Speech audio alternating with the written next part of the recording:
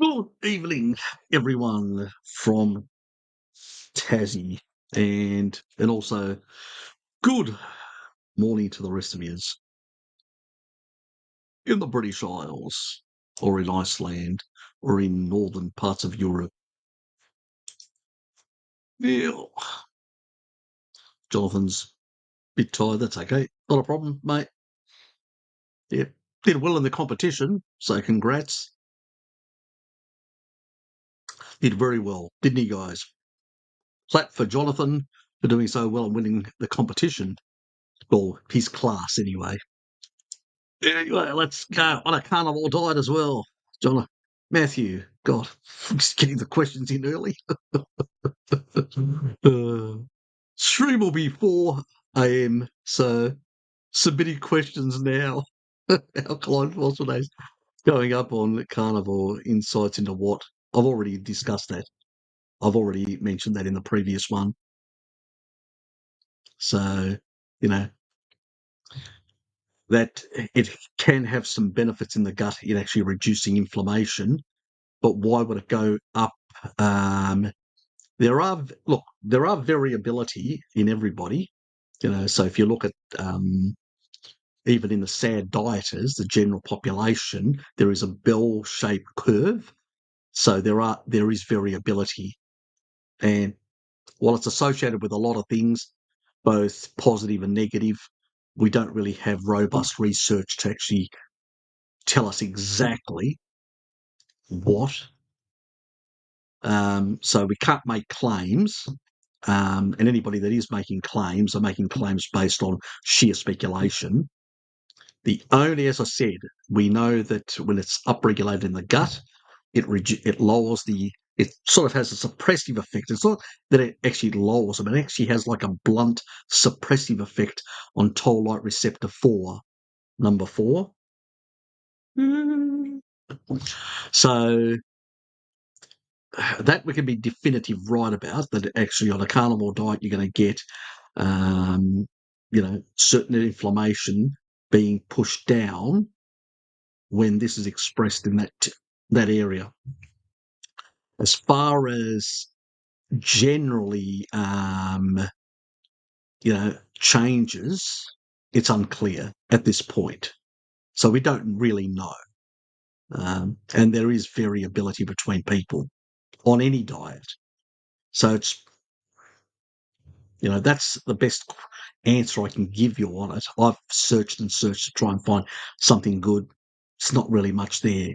As I said earlier, there isn't much there. Anybody that actually claims there is pulling your leg or just bullshitting you. There's a lot of associations, but associations are not causation, and we can't go on that because I can find a lot of inverse relationships. That means where, it's lower or higher under the same condition. So something you have to understand, something to be causal must always associate. It can't be a scatter plot. It must follow a linear line. The more something is, the worse it gets. The less something is, the less it gets. There's the Bradford Hill criteria that actually covers that. 9 criteria that are strict for associated epidemiology in order to infer potential causality. That's inferring. That's not proving. It's inferring the likelihood of being that than anything else. It doesn't even fulfill that. So since it doesn't fulfill the foundation of epidemiology, it can't be causal for anything. It's just, it seems to have some variability. It seems to have certain effects in the body, which, as I said, in the gut primarily, but a lot of variability, which we can't really pin down 100%. There may be calcium genes that are involved, potentially, in that regard. So, and there may be other genes as well. There may be under certain gallbladder issue conditions, when you're actually got gallbladder issues and all that, you've got a certain level of inflammation. Well, if this is being upregulated in a low carb state, it's trying to suppress that inflammation, lower, I haven't looked into the gallbladder, and I haven't looked into the liver, and I haven't looked into those areas, whether it's actually interacting with certain parts of the immune system. It may be, but I just haven't looked into it in that regard. That doesn't mean it's causal. That just basically means that it's interacting and maybe actually influencing how they respond in terms of the inflammation that's going on because somebody's got an underlying condition. You can have a gallbladder issue from a previous diet. It's not the carnivore diet, but the carnivore diet healing may upregulate certain pathways in order to heal the stuff. That's also upregulating certain things that have to do with the immune system.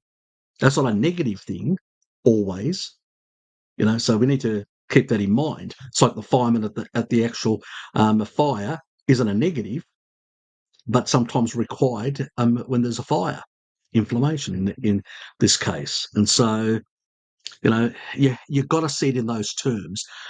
It's like, for instance, when you're healing on any diet, there is certain types of genes that get get more pronounced in the system and can be measured and there's certain signaling molecules that go up and a number of other things. That doesn't mean that the condition caused that, but actually you have to look at what's actually happening in the system. Is there just in this tissue, like as I said with the toll-like receptor 4, is there what's happening in that and what's the underlying pathology? But I'm not seeing it anywhere else. I'm not seeing an increase in C-reactive protein. So there's not systemic inflammation. There's just localized having to do with an organ or a certain area because there is an underlying issue. Well, that's not a problem. That's just healing of that sort of location. So you have to get out of the reductionist thinking. Everything's, because everything's, look, in the body, everything's associated with everything. But we need to be careful the way we understand the relationship of things. So otherwise we end up with all sorts of reductionist sort of conclusions that are just idiotic. I've already discussed this about protein. So as I said, you protein for activity level, then sort out your fat levels based on your requirements. I've answered all these questions before, and things like also trouble understanding how many grams of protein a day. I've already said that. I've already discussed it in the previous video. I've covered all this about Europeans. Because you're with a name like yours, you're more than likely European. The lean mass is basically 0.88 of your total weight, more or less, if you're at the ideal body weight. Where your height, so if you do your height, whatever it is, let's say, I'll give you an example. So, somebody who's 6 foot,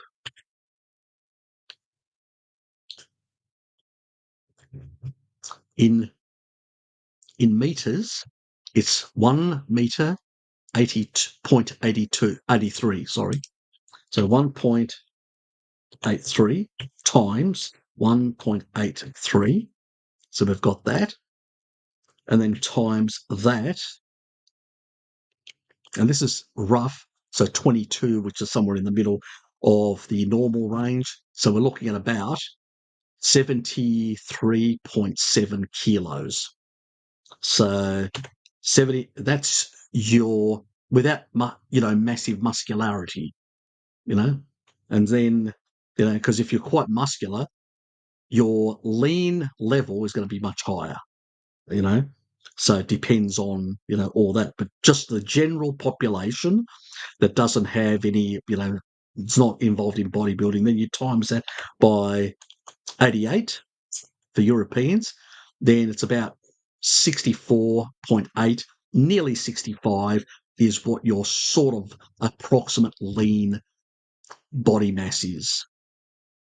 And from that, then you can go times 2.2, 142.6 grams of for 2.2. Or do I 2.2? We'll just go for 2. about 130 grams done. So that's how you sort of estimate it. As I said, with certain Asian populations, it's different. It's quite different. Activities level that you're going to be doing. So all that sort of stuff is going to be quite different as well.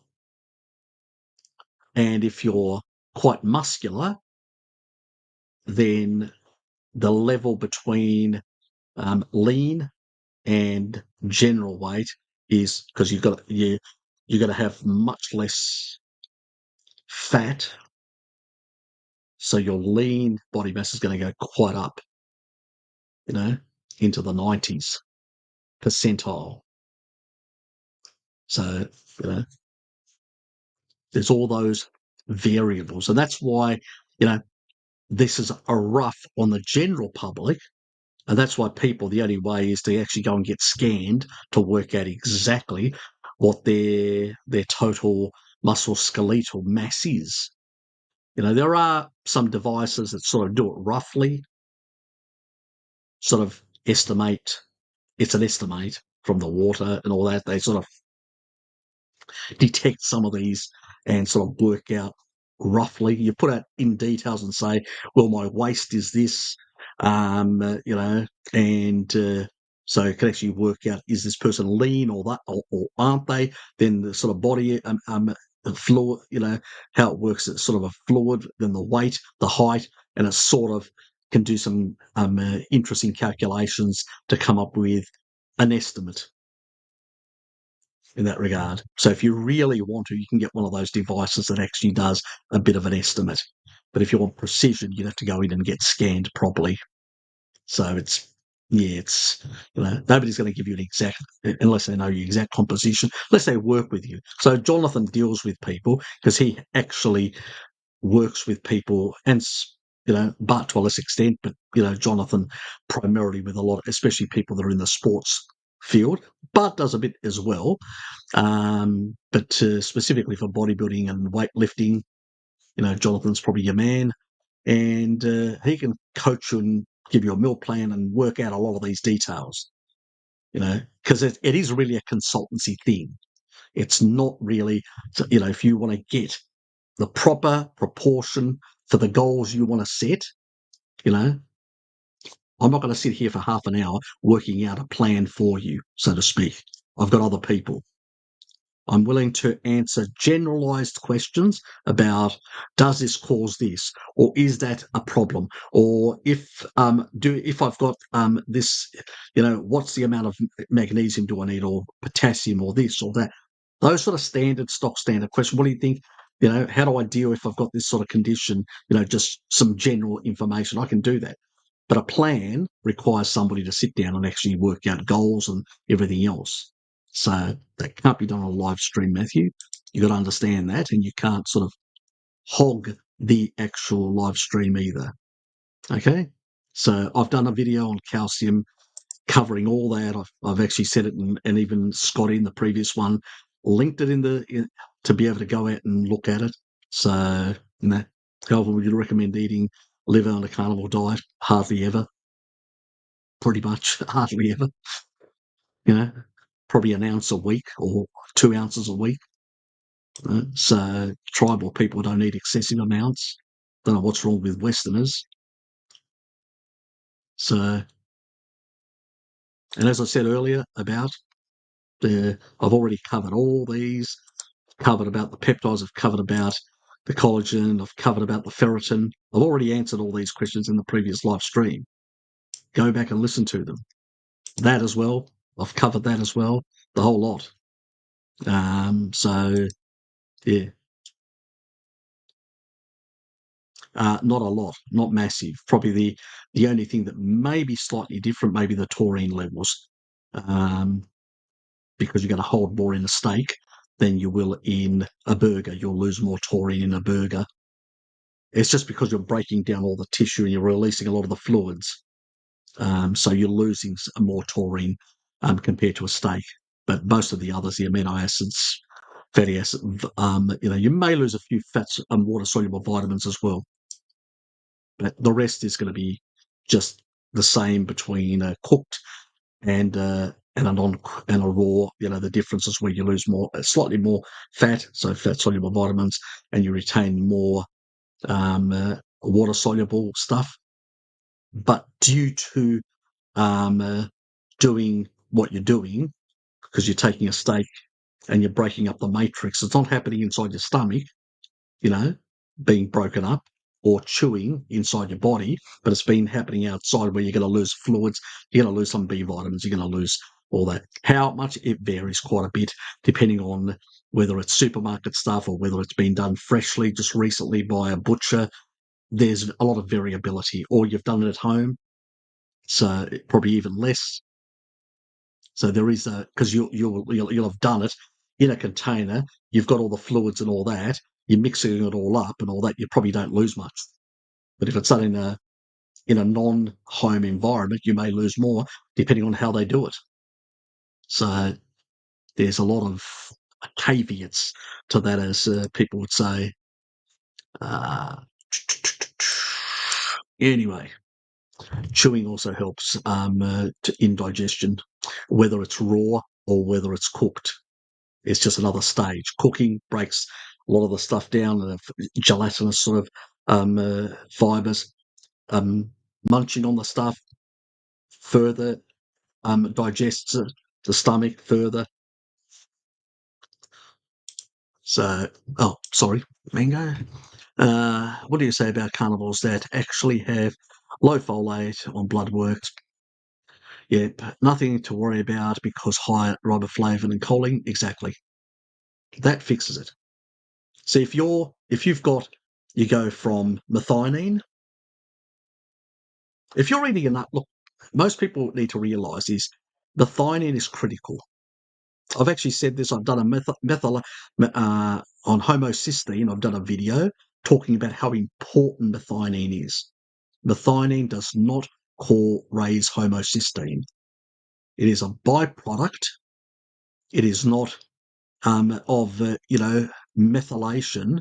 And in particular, if people have higher, if they have specific genes where they can't convert it. Normally, the body will take the actual methionine, turn it to SAMe, utilize it for biological process in the body, and then will convert it back into methionine. How well the enzyme does that depends on what your genetics are. And riboflavin as a cofactor can correct that enzymatic pathway. So I've done a video way back called Methylation Part 1, explains it all. It's a non-issue. If you're on a carnivore diet, you're getting more than enough riboflavin, B2 for those who don't know what I'm talking about, and choline actually will spare folate, B12, and B6. So and you need folate for DNA and RNA and other processes in the body, and you also need B12 for bones, for the brain, for a lot of processes in the body as well, more than just methylation. It's not just a methyl donor; it plays a whole lot of other biological things. So we do need to spare those, and riboflavin in animal foods will correct if people have that genetic problem. If they don't, it won't do much difference. And choline, any homocysteine that is actually produced, which usually on a species-appropriate diet you get less production. It's usually carbohydrate metabolism that causes higher homocysteine levels, and we see it in the vegans and vegetarians. There's studies, countless of them. It's quite clear that they produce far more, and they don't have enough methionine in their system to deal with it. So that's their problem. But there are a whole lot of mechanisms in there. I mean, you also need methionine for taurine synthesis. We do it pretty well, but dogs do it much better. Dogs will use methionine.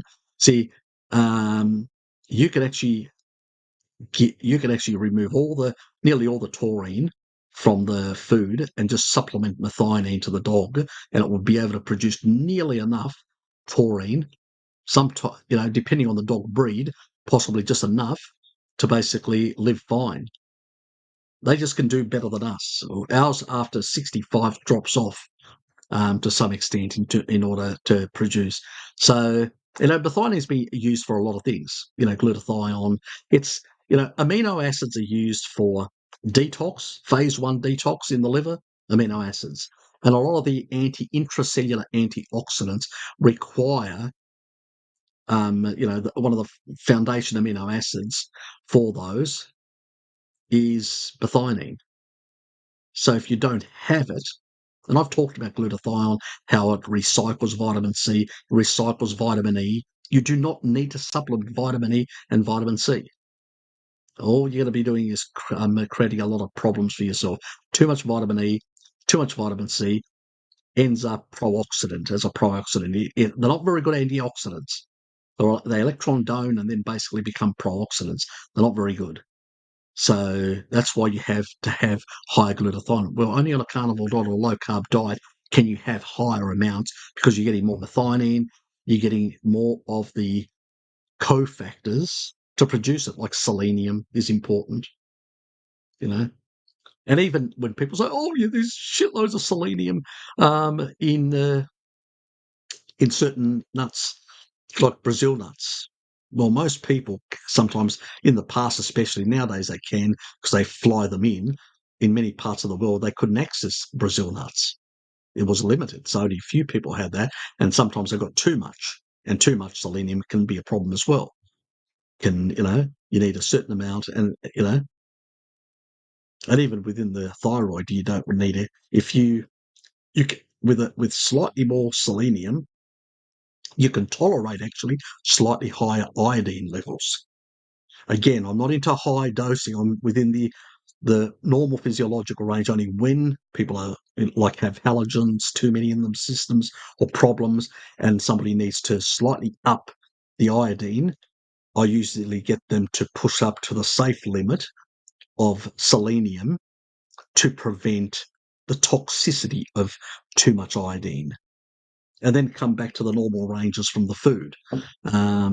It's just, we need to be sensible about these things. More isn't better. Our bodies have been, for thousands and millions of years, have been able to regulate these things within the physiological ranges. And since we're around, that means we didn't die out. So that is very important. Okay, we'll have to tune in later and answer.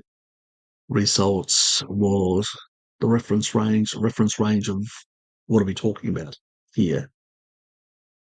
Okay, when you get back, tell me what the reference range of what? Oh, folate. Okay, is that what she? Yeah, oh, I didn't even know whether.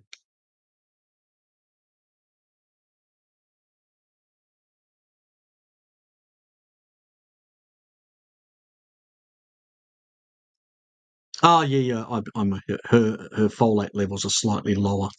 Yeah, I wouldn't worry as long as you've got the methionine cycle. Yeah, that's not an issue. It's like thiamine. The requirements for thiamine are half of what are on a carbohydrate diet. A lot of things are like that. The body doesn't need as high. And I've seen people supplementing and actually getting worse, because excessive amounts of some of these methyl donors you can actually end up depleting your B12 from too much. So you've got to be careful what you do and how you supplement. So I would rather supplement with choline and make sure I'm getting enough riboflavin if I wanted to bring down homocysteine in a safe way, because I know that's not going to cause me any problems up to 3.5 grams. I'm good to go. So that's a safer way, rather than, if one has pre-existing high homocysteine from the previous diet, they come into a carnivore diet and they're still, struggling to get things down. We'll bump up the choline a bit, and that'll sort it out after a short period of time, and then you can go back to normal ranges. So you use it strategically. Do you need more protein than Then carbide is in order to provide gluconeogenesis substrates, well, the backbone of triglycerides, you know, triglycerides are in your fat cells, and, so you release a glycerol backbone, and then three fatty acids. So you've got plenty there, and there's large parts, overwhelming majority of the actual large parts of your aminos can be utilized for gluconeogenesis. It's never an issue. It is not an issue. Unless you're starving yourself, you're below 10% requirement. That means you're really low to the low levels in the toilet, and you're not providing your body with enough. Maybe, but even then, if you're getting enough fat, you should have enough glycerol. We haven't seen, even in a fasted state, when people are using glycerol backbone primarily, and there's no protein coming in, you don't see any muscle wastage or anything like that in a low carbohydrate state. So I don't buy that sort of problem at all, that there's going to be a problem. I think glycerol backbone has heaps and heaps, and the more you oxidize fat, the greater the lower the requirement, for these other inputs. These other inputs are playing a role. You're not oxidizing protein unless you're in a starvation mode. Technically speaking, if you've got enough body fat and you're getting enough protein and a bit of fat, so you don't go to rabbit starvation, you're good to go pretty much. There's nothing to worry about. Plus, there's about 22 other methods that the body can actually produce substrates of glucose. So the body isn't stupid. It's got a lot. It's like a Swiss Army knife. It's got many methods. I will cover them in future videos, but, so I think people are way too overly concerned and make a big fuss about things. Yeah. And I'll teach you a bit about biophysics as well, so you'll understand why this whole system of producing glucose isn't a big problem, and it's not stressful to the body at all. So it's just all nonsense. I will slowly slay the repeat demon out of you all. I'll perform a carny exorcism against the repeat demon. You wait and see. I hope you enjoy the Monday video.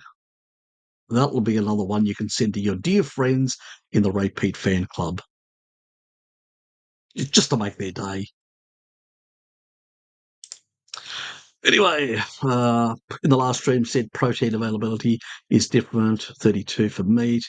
It's used for muscle protein synthesis. I can't find any reference. Does it apply to carb eaters too? Pretty much. Yep. That's for another video for me to make. I can't remember off the top of my head where the actual utilization for protein synthesis, but that's about it. 17% for powders, 17% for plants, but then you've got also that 70% which they say is available if you can actually get to it, because remember, they actually munch it all up in these little so they actually break away a lot of the fibrous material and all that sort of stuff, and then obviously that becomes a bit like a powder, becomes more bioavailable. And but in the actual plant itself, with the protease inhibitors and all the other stuff, could be a bit lower than 17%, which they claim. So most powders, and the reason why we know that powders, because the majority of powders that are created, whether the pharmaceutical grade or the general stuff, are pretty much all made from plants. And they're all 17%, more or less, in their utilisation, which is pretty piss poor. When it comes to the best one is eggs. It's about 40. It varies. Some say it's 47, some say it's 48. There's even claims that it's 49. I usually nowadays say it's 48 because that's the sort of the middle ground between the range. So I use the middle ground range. And it's the reason why bodybuilders have always used a lot of eggs, for that reason. Now, when it comes to dairy and all that, it's very similar to the utilisation of meat. The only difference is you absorb more compared to meat. Where meat, it's about 90. I can't remember now. 90, is it 93 or slightly higher? Depends on the cut of meat. Yeah, but that's a video for another day, which I'll cover. It's never been something that's really, I've talked about it, but it's not like it's, most people wouldn't disagree with me. Even the Ray Peat people wouldn't disagree with me. Most of the vegans have seen some of this literature. They wouldn't disagree with me, and many others wouldn't disagree with me. So I don't have to argue this point. It's well established in the literature what the percentages of utilisation and absorption. So you've got the absorption, how much you absorb, and then how much you utilise of that for protein synthesis, because it has to do with the composition of certain amino acids like leucine and many others that are involved in protein synthesis. And I use the word protein synthesis because it's musculoskeletal. It's not just muscles. So it goes to all these. Now, there are tricks of the trade. You can actually amplify protein synthesis in the muscles, and you amplify it by using taurine. But in the bones, it's a hell of a lot more powerful. So you will get some benefit in terms of increasing slightly protein synthesis in the muscles with taurine, the combination of having it with slow. I usually, if I'm going to train, because I only do it once a day because I'm lazy, unlike Jonathan, so I will basically use a couple of grams to be able to train for longer, because I know it's going to basically prevent lactate going back to the liver and reduce lactate production inside the cell. I'm going to force it into the Krebs cycle. So I'm going to prevent it and force it into pyruvate dehydrogenase and then into the damn Krebs cycle, into acetyl-CoA, and then on from there. And that will reduce the amount of lactate in the system. Plus, it will actually reduce some of the, it will allow you to train longer in people without injury. And this is critical. So you'll still get the sort of normal, you're causing some level of injury to the muscle to get it to grow and more that hormetic effect that happens after, but you're actually able to enhance that to be able to get more of that growth after when you're having food to be able to enable that protein synthesis as well. The trick there is to throw in a couple of grams of taurine with that meal to sort of amplify the effect, because it binds to the mTOR receptor. It's sensitive, especially in the bones. And we want that amplification to get more bang for our bucks. If you're going to train, you want to get more bang for your bucks, which is what you want. So, and there are variability between people as well. There is variability. It's just, bell curve, just some people get more than others in that regard. Why are people obsessed with gluconeogenesis at the moment? I've got no idea. Everybody keeps on asking me about it. Both supply and demand driven all through, typically supply. We talk about this daily in seams. Well, most gluconeogenesis is technically demand driven. To get into a supply mode, you really have to push the envelope. You really have to push the envelope. The only time we see we see it in diabetics, like diabetic research will actually show supply driven. But these people are not only having more protein in, they're also having more carbs. I've never seen a study where somebody can show me in a non-diabetic, a healthy person in a ketogenic state, in a low carb state, in which I see a high supply driven unless they're exercising. When you're friggin' exercising, yes, the body's going to say, this guy at the filaments needs that extra glucose. But if you're a couch potato, nope, not going to happen. All that happens is it slows down. I mean, what's that guy that Phil? I think it's Phil Smith or whatever his name. That Canadian guy. Thanks, Jonathan. Appreciate it. Oops.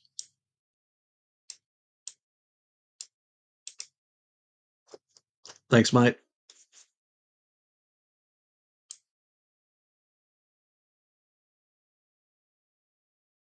Oops. You find my sport.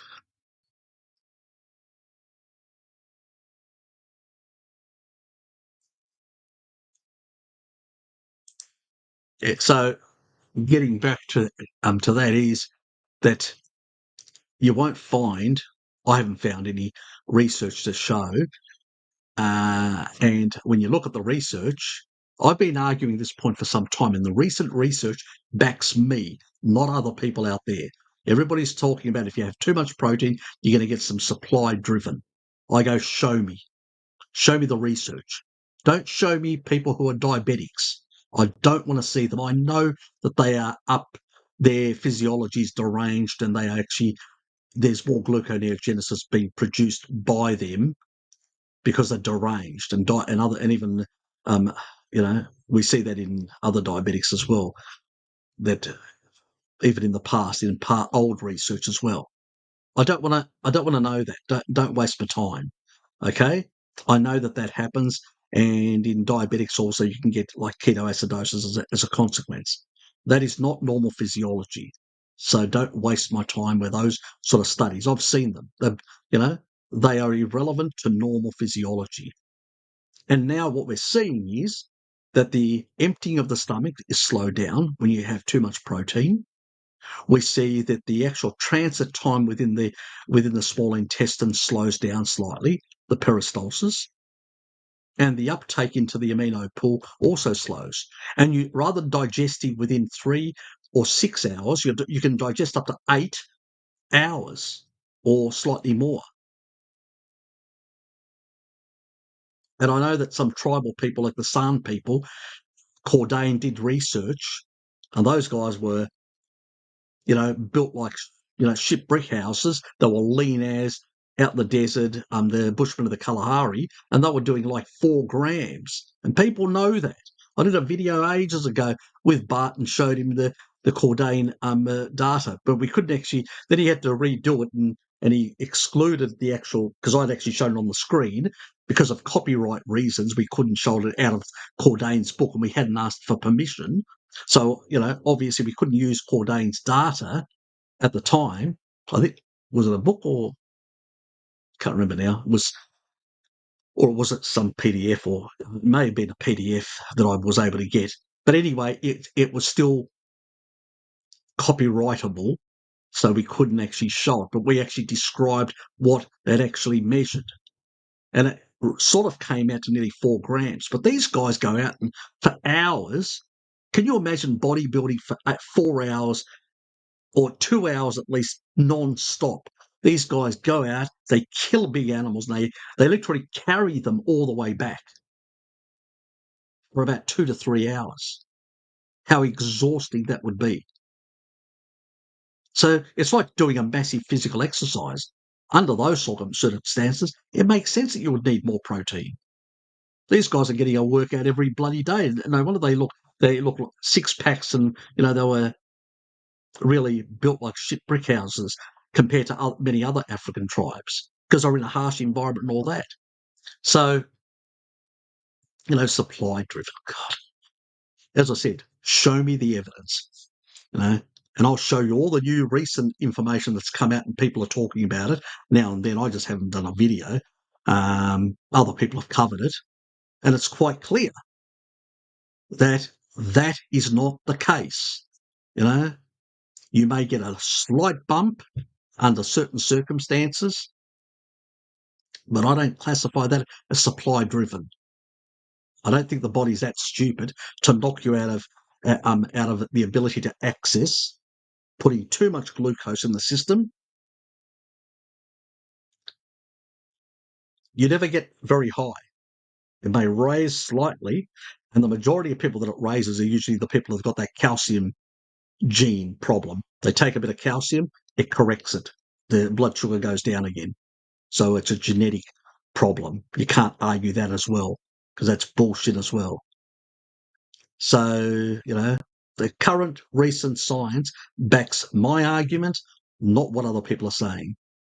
So unless they can actually show me something which is in healthy people that is different, an inverse relationship, I'll go, okay, there may be some circumstances where that happens.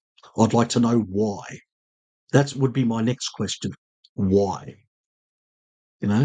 So most people just stop it there and they go, oh, it happens. Well, have you asked why? Maybe that person some people may have certain genetic predisposition. Maybe there's some other reason. Maybe there's an environmental thing.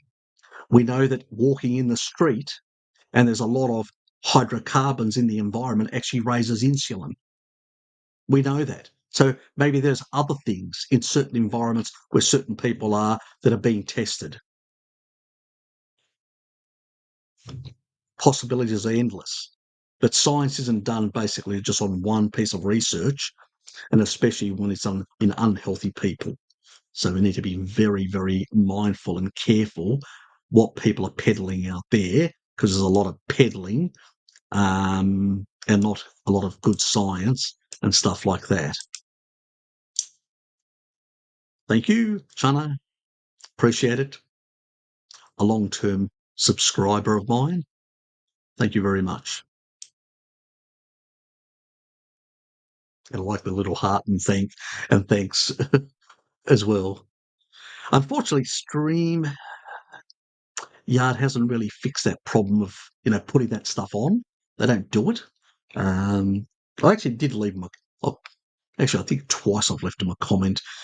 Why can't they fix the live chat, to be able to put all the stuff, the imagery stuff and stuff like that. So anyway, it is what it is. You can't get good help these days from any service. Oops. Okay, let's move on. We've actually rattled that cage sufficiently. Anyway, shall I use the data from my recent cut to improve myself for the British Finals bodybuilding competition to earn my pro card? Well, why not? You've come quite some distance. It's I would, So you've dedicated a lot of years into it. So yeah, I definitely would go the next mile.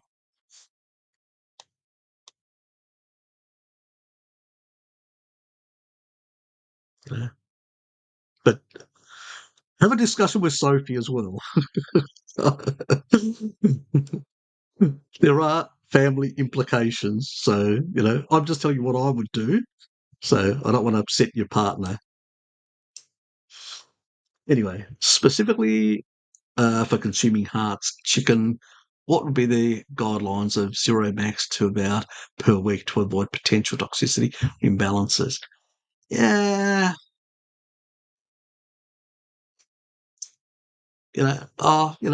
once a week would be fine. So, if you were to use once a week, it wouldn't be a problem. It's a question, I mean, um, you could do it even more. I know one guy who does it twice a week, so not going to be an issue in that regard. Uh, some people also mince them. I think Dad once actually did hearts, and he minced they were lamb hearts actually, and he minced those with lamb and beef. They weren't too bad, you know. He didn't put it was like 20% heart and 40 and 40 of the other two, and it was fine. It wasn't like stringy or difficult to eat and all that. You could notice it had a bit of because it does have more fibrous sort of uh, tissue in it, which is good sources for sort of things like glycine and things like that, some of the collagen stuff. But it wasn't too bad. It wasn't like it didn't. It didn't make it. It seemed to have a stronger binding to it. It gave it a slightly better binding, but it was still soft and it was fine. Those patties, so they were interesting.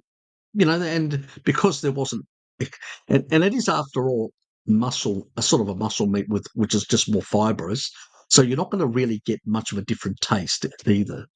So yeah, they were quite nice. I put a bit of butter on them, some lemon juice, and yeah, they were quite nice from memory. It's been a while. Uh, Why might some people feel better on lower versus high ketone levels, red herring, or just genetics? We really don't know. We really don't know. There are two possibilities. One, genetics, some people claim, and I always say, please show me the genetics, which they can't. And then the other one is that, you know, some people may have, in particular, where we notice it is with people that have got some neurological things like uh, bipolar, schizophrenia, you know, something to do with with sort of energy metabolism within the brain. Those people definitely get a bit of a benefit until those derangements improve. And then they can actually go, and we've actually seen that with childhood epilepsy, where the high fat, lower protein, and zero carbs really allowed up to a very young age, up to nearly 85% to basically completely never have the problem again, completely rectify the problem. And then the other 15 could go on a sort of a diet which was similar to a slightly higher fat Atkins style diet. And that's quite popular, being used now by the John Hopkins University Hospital in the US. They're actually using the slightly higher protein one, and it seems to be working fine for their clients as well. So there may be those sort of arguments, but from the general population, um, you know, unless, as I said, the general body, not it's a red herring. The peripheral tissue can actually deal quite well with free fatty acids, with long chain fats, can take them, dice them and slice them and utilize them in the mitochondria without a problem whatsoever. But in that regard, but I would say there is no powerful or strong evidence to indicate that outside the brain that anything to do with the brain, whether it's Parkinson's disease, whether it's Alzheimer's, whether it's actually an actual pathology of the brain, is when we do see improvements in people, especially in the early stages. And then as they start healing, it's less pronounced. They are able to, in many cases, like the Johns Hopkins University Hospital, found they could actually move them away to a less catabolic diet, one that had a bit more protein and didn't cause wasting, which is important because they were finding there was a bit more wasting on the lower protein, higher fat things. So definitely for certain conditions, but for the general public, I think it's definitely a red herring. Thoughts on the double slit experiment? We're not talking physics today, mate. We're not talking. Some other time. I usually have Zoom sessions. Come to those. When I do have them, I do talk about physics and other things like that. But it's a much more complicated thing. I've even got my own theory on how to unify quantum gravity, with pretty much general relativity. So that would be far more interesting. I'll actually tell you. I'll just give you a general outline. I did want to become a physicist when I got young, but I got involved in IT, and that became my love of my life, Jay Ducky. But my sort of when I was either 17, I think I was 17, I believe I was, and I had an epiphany. I'd actually been reading some books on physics. I actually got in Greek it was, I actually got the actual, works, like the things that actually some of the physicists actually wrote, like Einstein and people like that. I didn't basically buy, what other people said about them. So, and even philosophers, the German philosophers, I actually got their books, read their books, like Schopenhauer, Nietzsche, and Marx, all these. I actually read their books. I didn't read what somebody else wrote about them. There's a difference, Kant or whatever else. But my sort of, because the biggest problem has been, I'll give you an example, extrapolation. Newton sort of developed, his theory of gravity and, the way different bodies have an interaction on each other, the bigger, the stronger, the gravitational effect and stuff like that. And so those physics still work in terms. Einstein took it further, showing that these effects were actually a function of the curvature of space, not that the size of the thing had an effect on the curvature of space. And that's what actually caused this problem. My sort of theory is based on going one step further from the curvature of space and saying that the space being curved is being stretched.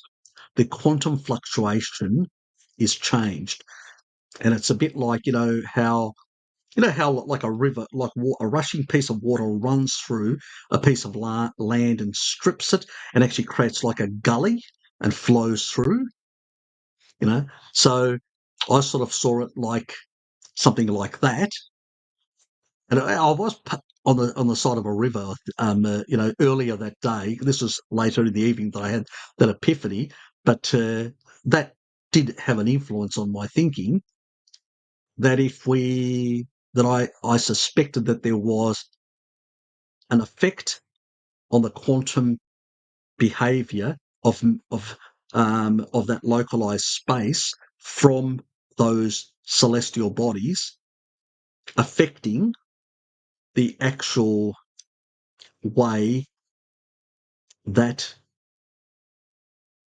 space itself beyond the curvature, which is you could say, what Einstein sort of explains, that there is a difference in the way space fluctuates at the quantum level.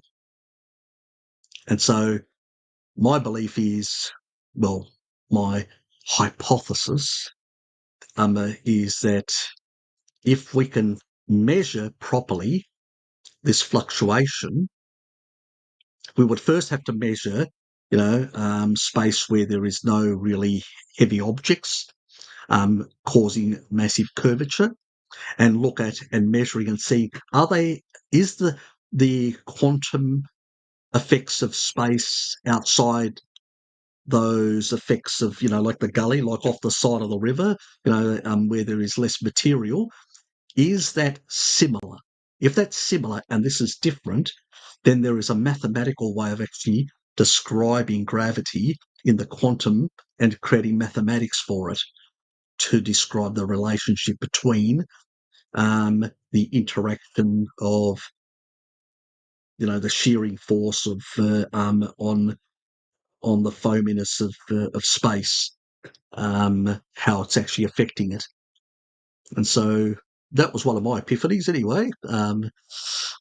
Didn't go further. Any young physicists out there want to actually experiment and try that test to work out the hypothesis whether the way space behaves in the presence of a large body or very little of nothing, just dust, cosmic dust, whether there is substantial difference and can that be measured, and is that, depending on the size of that object and its curvature effect, does that have a measurable difference that can be measured depending on the size?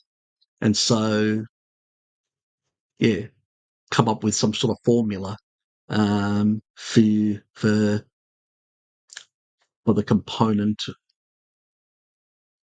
the quantum behavior of space itself under the influence of bodies in the interacting with it. So interesting. Anyway, don't know why we're down there. See what you do, Jay Ducky. See what you do. Anybody can look. Double slit experiment. Anybody can look that up and see and get videos and all that. But what you've heard is something completely different that you probably haven't heard anywhere, because it was just the thought fart of a young man 40 years ago. So anyway, Richard, good to see you, mate.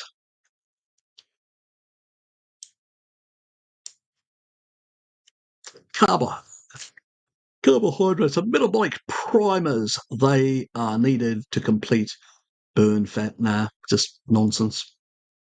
We can produce all the stuff we need. The body is a Swiss Army knife. Everything's important, even for carbohydrate metabolism. You need a whole lot of other substances.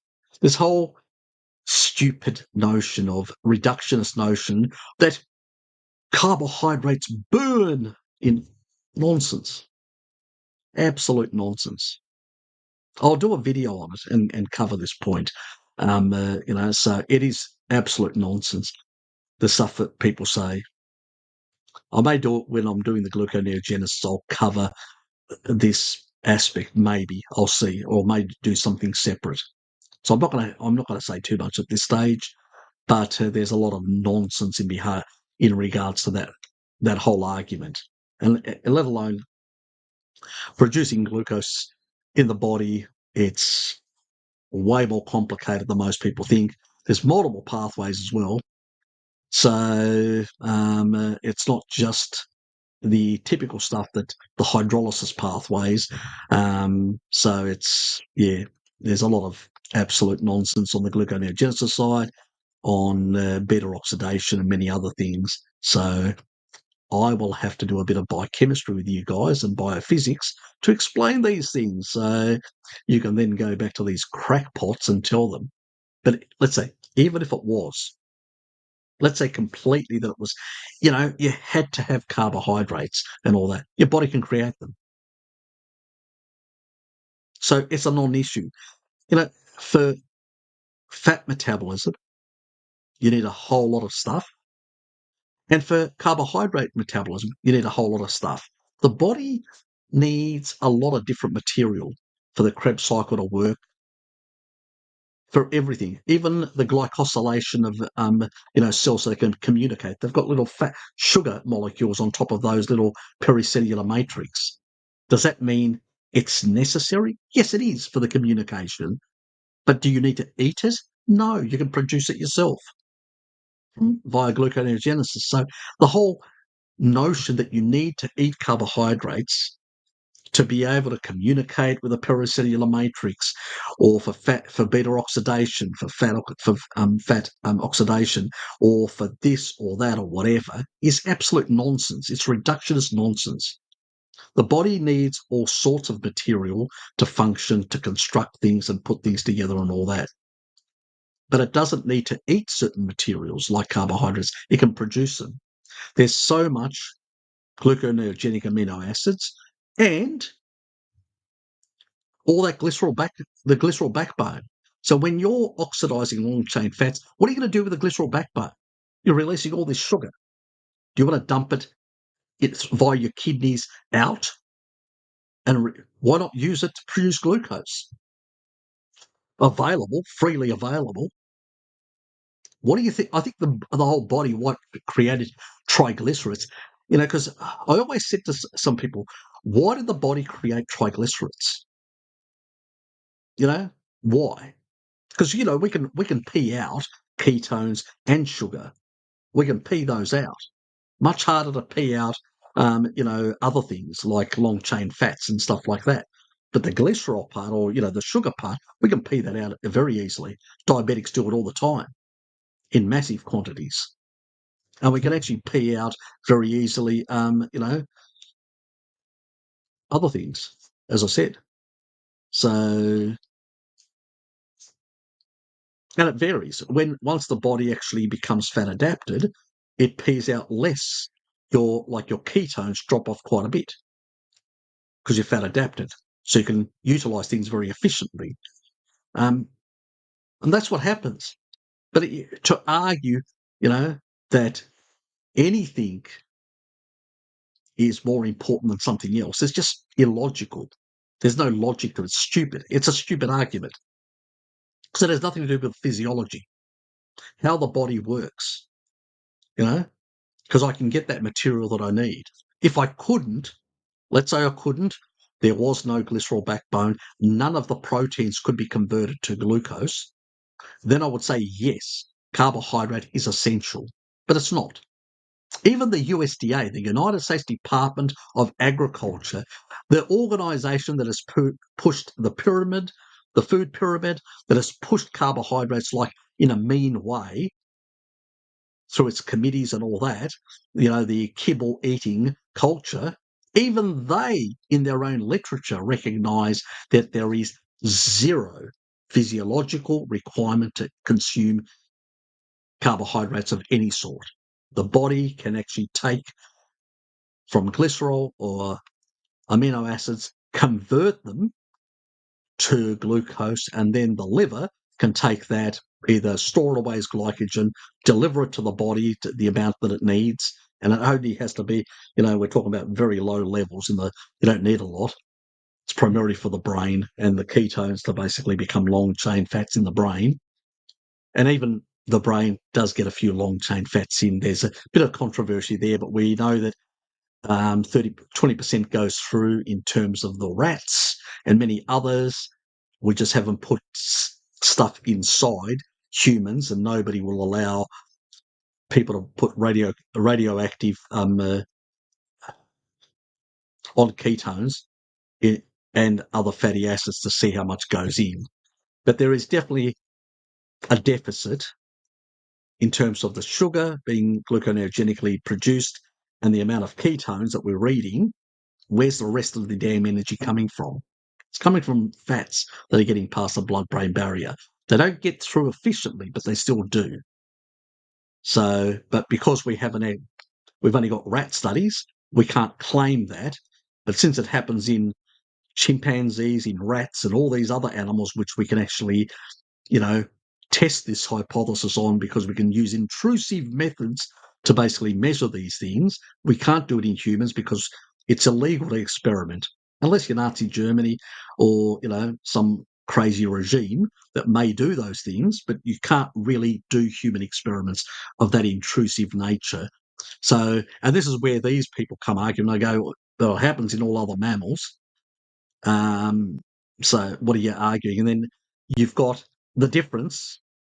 So where's the other coming from? You can measure this amount, you can measure, so you can actually see these molecules. Where's the rest coming from? So it definitely is coming from other fatty acids, but we can't claim that. But I do because I just go, I don't give a shit. I will claim that in that regard, like I did claim the stuff that I talked about with a protein that is demand driven. And the recent stuff has actually shown that you can actually have quite a bit, and it doesn't do the so-called supply thing that many people argue. It's an deranged physiology that happens.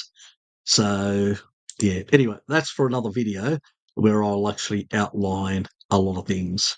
I would never consider keto production to be a result of incomplete combustion. Yep. We'll leave that. Is UVB better for depleting deuterium than A? I think A is the one that's, because of the wavelength, seems to be the more important one in that regard. So that's why they usually say that early in the morning, late in the evening, it's sort of the best time to get a certain level of deuterium depletion. There seems to be also with, but it's also, I think, in that period of time, you've also got a lot of the actual via cytochrome C in the mitochondria, which is related between complex 3 and complex 4.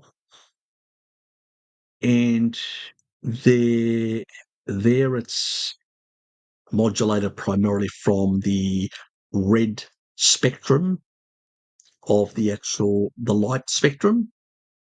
So near infrared and stuff like that. That's actually having a direct effect. I think it's 650 nanometers from memory. Don't quote me. I could be wrong. I think it is 650 for the mitochondria, which helps with deuterium depletion and additional energy as well. So that helps with that process. Obviously, the UV ones also have been shown to have some effect as well. But it's a long time since I actually read that stuff, so I can't remember exactly how much. I know that in general, being outside with most of your skin exposed, you'll get 19 parts per million reduction per hour. So, yeah. Can sunshine deplete deuterium from water? Or is it? Yeah, pretty much bullshit.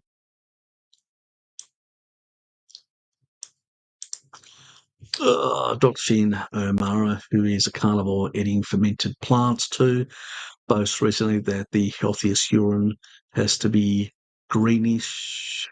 Nah, just bullshit. Just bullshit. Yeah. It's like I've heard some people say, oh, your urine needs to be alkaline. Really? Are you serious? You know, the first thing that actually an oncologist will do to find out how bad your cancer is, will check whether your urine is alkaline. On the opposite, we'll actually probably not a smile because there's less jing, but at least knowing that there's less of a problem if they see the urine quite acidic, So, no, it's absolute nonsense, like a lot of things out there. God.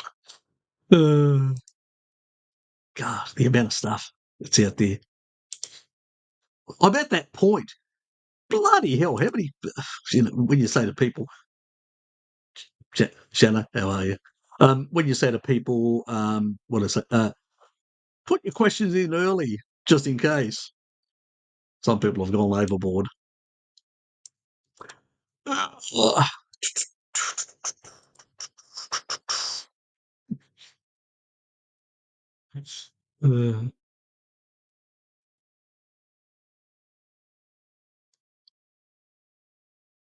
Yes, we all laugh with those sort of questions, Jay. Stefan, is green light just as bad as blue light? No, blue light is. Look, blue light isn't bad. Let's just. Blue light isn't bad in the right time slot. We need blue light, not excessive blue light, but we need some blue light. What it does is it gets us going in the day. It raises cortisol in the morning to push out some free fatty acid, push out some glucose, get us going, get us motivated, get us in the mode of doing things. So it's not bad. It's excessive blue light. Excessive. So in the daytime, screens put out too much compared to natural. So I use these that block about 70-odd%. I've got circadian, like in my office here, because this is my office as well, that I use. I use the lights there, and I will basically, when you flicker on and off, it actually changes. So I'll change it to the daylight. So in the morning, early in the morning, before 9 o'clock, I'll have it in if it's really like dark outside, the sun hasn't, so the dawn hasn't sort of appeared on the horizon, I will have the same light that I have right now on. The moment I see a bit, because I may start early, I'm working a bit, I'll switch over to the second one. And that will stay on because that's sort of like in that the dawn and dusk hours, it's that sort of light, which is somewhere in between with a bit more near infrared, and less blue light and less green light. And then I'll hit it on the other one, which will pretty much do that. Now, these glasses I'm wearing, these knock out all blue light and practically most of the green light. Most of the green light, not like 100%, but most of it. The red ones are the ones that actually knock it out. But I usually, after 9 o'clock, I get off my computer. So I'll go into my living space. And if I want to watch any, I'll watch it on the projector. So even YouTube, if I want to watch any YouTube stuff or a movie or whatever, it'll be on there. And if I want to do any, like, just simple searching or whatever, I've got a little computer pad with a little sort of area where you can, like a mouse thing, and it's just a little keyboard, and that's connected wirelessly to the projector and all that, and I can actually go on one of the browsers and actually just do some, general searching or whatever, stuff like that. In that regard, I could actually also put it in my email account, but I just don't want to complicate things anymore, so I don't. So I can just bring it up on the phone, so it's quicker in that regard. But yeah, so that's how I minimise. Yeah, so I use a projector at night and these, and because I'm not looking into a TV monitor, it's projected on the wall. The amount of blue light or green light reflection back is minimal. It's not much at all. And you notice that it's more orangey, so you're not getting much back. So, and I'm not a. So there's nothing bad or good. It's just the wrong time, because it does affect melatonin production, and it will affect your sleep, how deep the sleep is, and all that, and how good your healing is. So,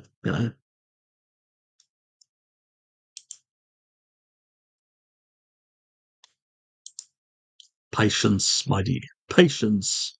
Patience is a virtue. Didn't your mum tell you that? You didn't get enough spanking. The old man used to pull out the belt, give us a good spanking when you knew how to behave. Probably I deserved it about 90% of the time. 10% it was a misunderstanding. Well, I still got a bit of a hiding. The old fashioned way. Toughen them up as kids. Yes. Different times. The good old times. When you could beat your kids and you wouldn't be put into jail. Priscilla, how are you? Hi, Ari. Wonderful to have you back regularly. Oh, thank you, thank you. Yeah, I've got a bit of stuff that I'm doing lately. I'm sort of on a rampage against the Ray Pete fan club. Currently, just pulling apart their arguments, and then I'll switch back to my favourite subject, the Vagoons, and then we'll switch back to some of the carnivore controversies, because there's always carnivore controversies. Some people are making up shit all the time, so it drags me back to them as well. So our community isn't completely crackpot free. There are a couple of crackpots in our community as well, unfortunately. So yeah, fun and games. Tom, good to see you, mate. Good to see you. I saw that too. I get that when eating liver. Apparently, it's just excess B vitamins. Okay, so since it's excreted, how is it beneficial to the body? Yeah, like the body is pretty good at telling you that too much isn't a good idea. So um, yeah, I don't. Yeah, I don't generally subscribe to.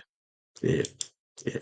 I think he was talking about back there some green stuff. Green stuff. I think it was green stuff. Some plant sort of fermented thing.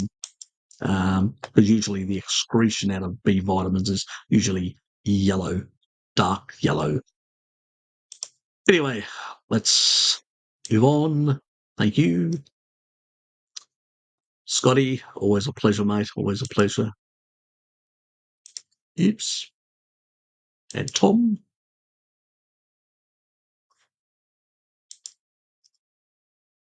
Now why to do that? Uh, okay. Just froze for a moment. My chat window. Um, wish they would get their act together. No idea.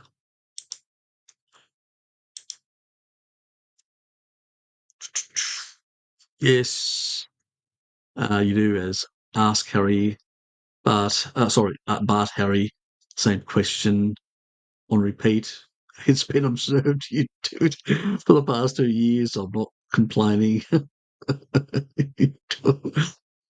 it's noteworthy. Yes, yes. Uh, like my dad when he has his little pet things, and I say, "You sound like a broken record, old boy. Stop it."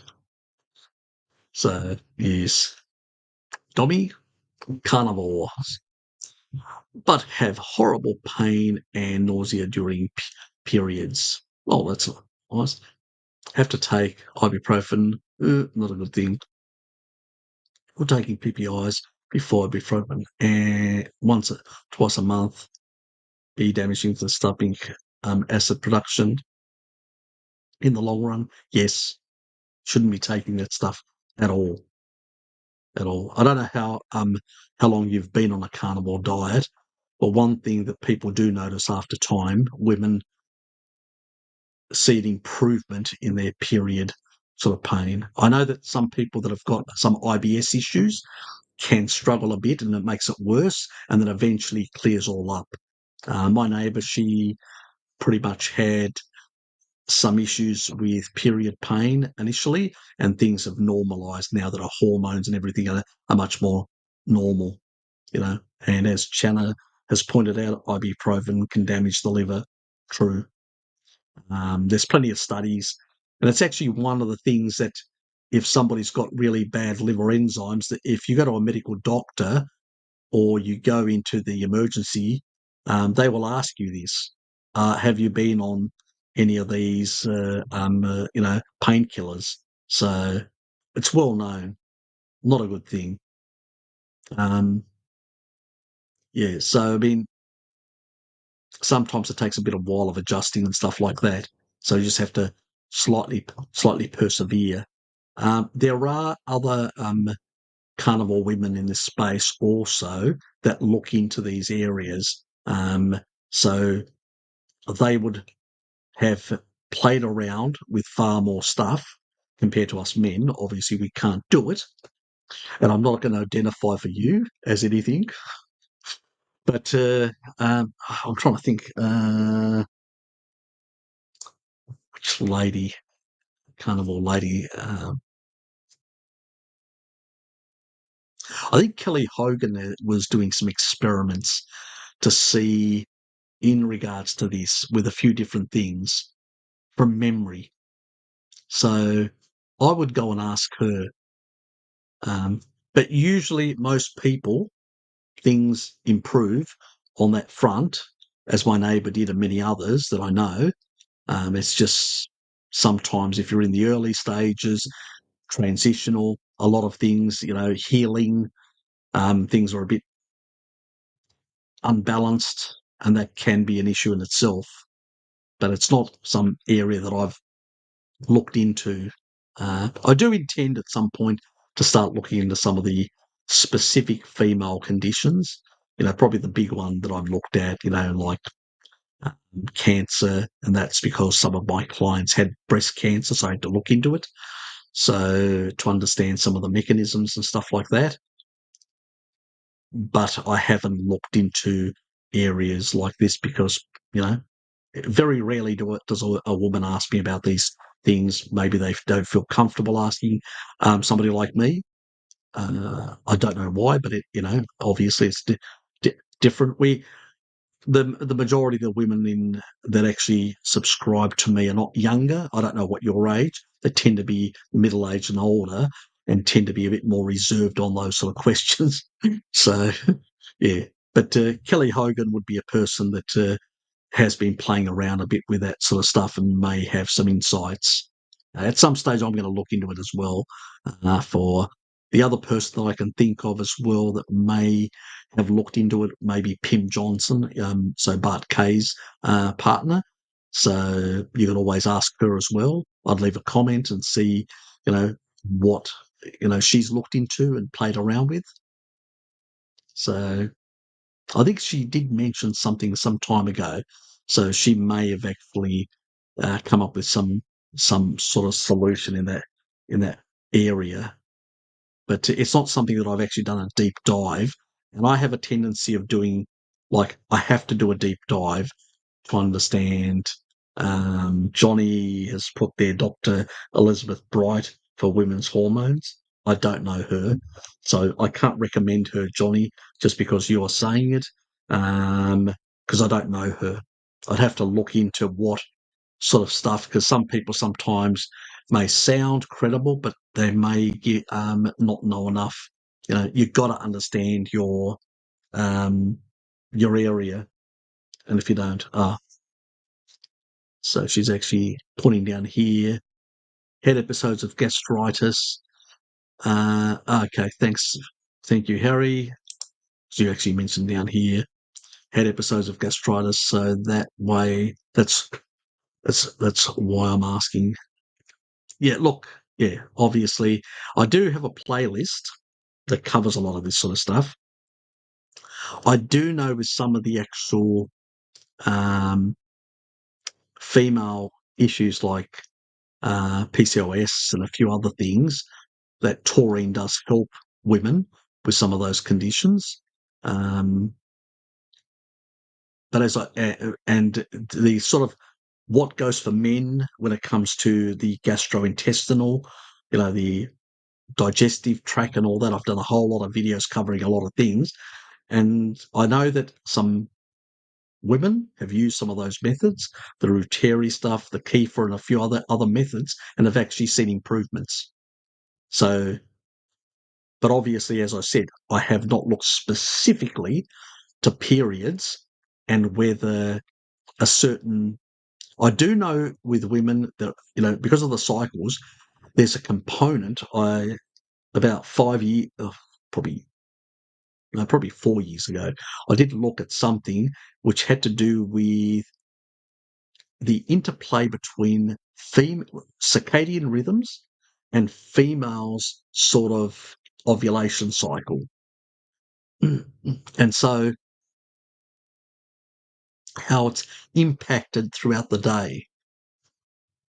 There was some anecdotal evidence showing that when you're in your period, that stage where you're actually menstruating and stuff like that, blue light exposure and minimizing that seems to have some benefit.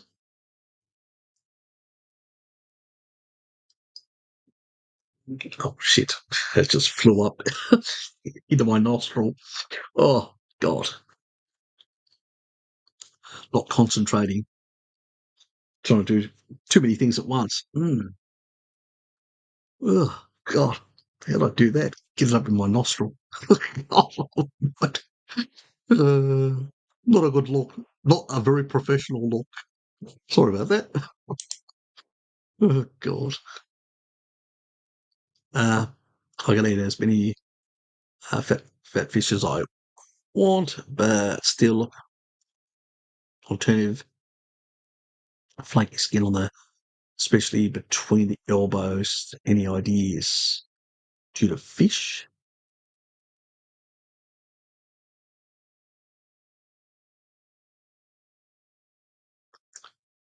Usually that's, have you removed all fish? Just in case you've got some sort of sensitivity? I always say when people have got like something that they may not know what they're reacting to, just go back to something basic. Oh, for freaking hell. Yeah, so not sure. Not sure. It could. There are some people that have got certain sensitivities to seafood. So remove it, see what happens. If that's not it, get back to me. You're now asking me to listen to every example of you repeating yourself. You can't be serious. You know what they do? They shop around, Jonathan. They shop around. They'll go to Bart. They'll come to me. They'll go to everyone. They'll come to you. They shop around. It's what do they call it? Window shopping. I gotta laugh. I have to laugh. Oops. Ah, see, somebody wanted you on. Anyway, I know you've been you got your back issues that have been playing up a bit. Like Mick, how are you, mate? Do, do, do, do, do, do. We'll move on because it's just banter amongst you people. Just banter upon banter and more banter. Oh, God. To a question. At long last, to a question. Definitely. Excessive amounts of blue light deplete DHA in the retina. Yep, I've said that before.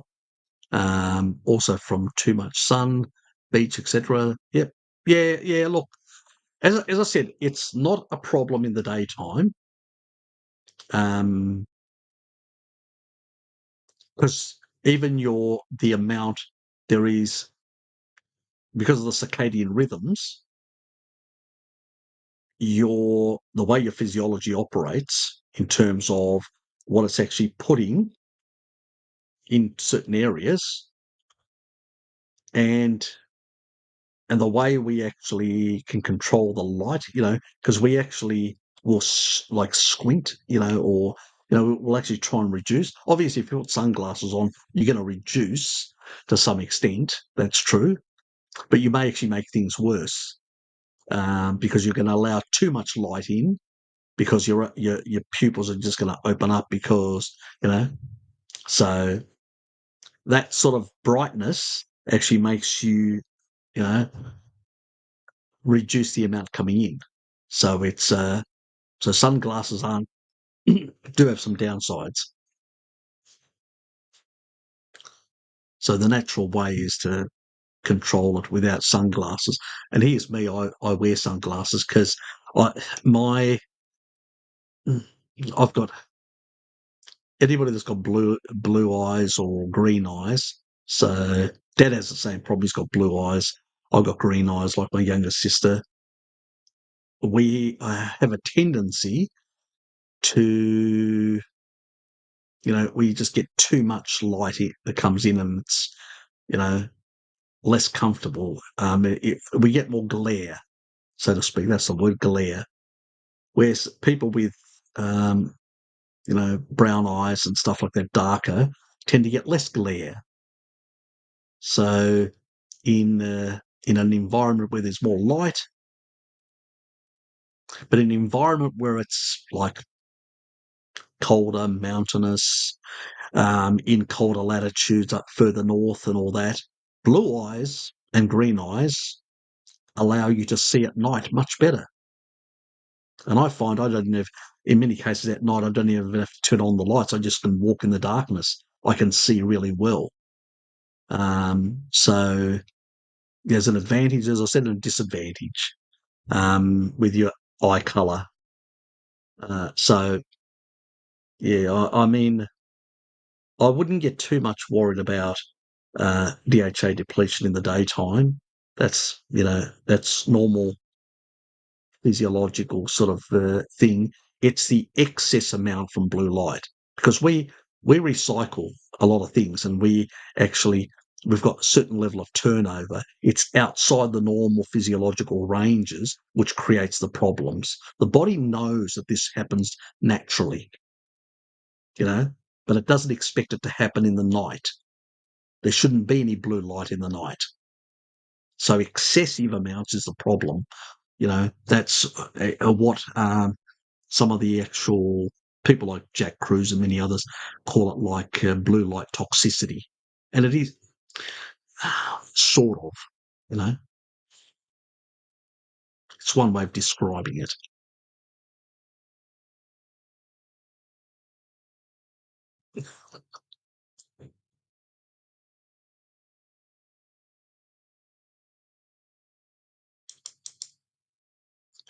You guys are having fun from what I can see. Anyway, we'll move on.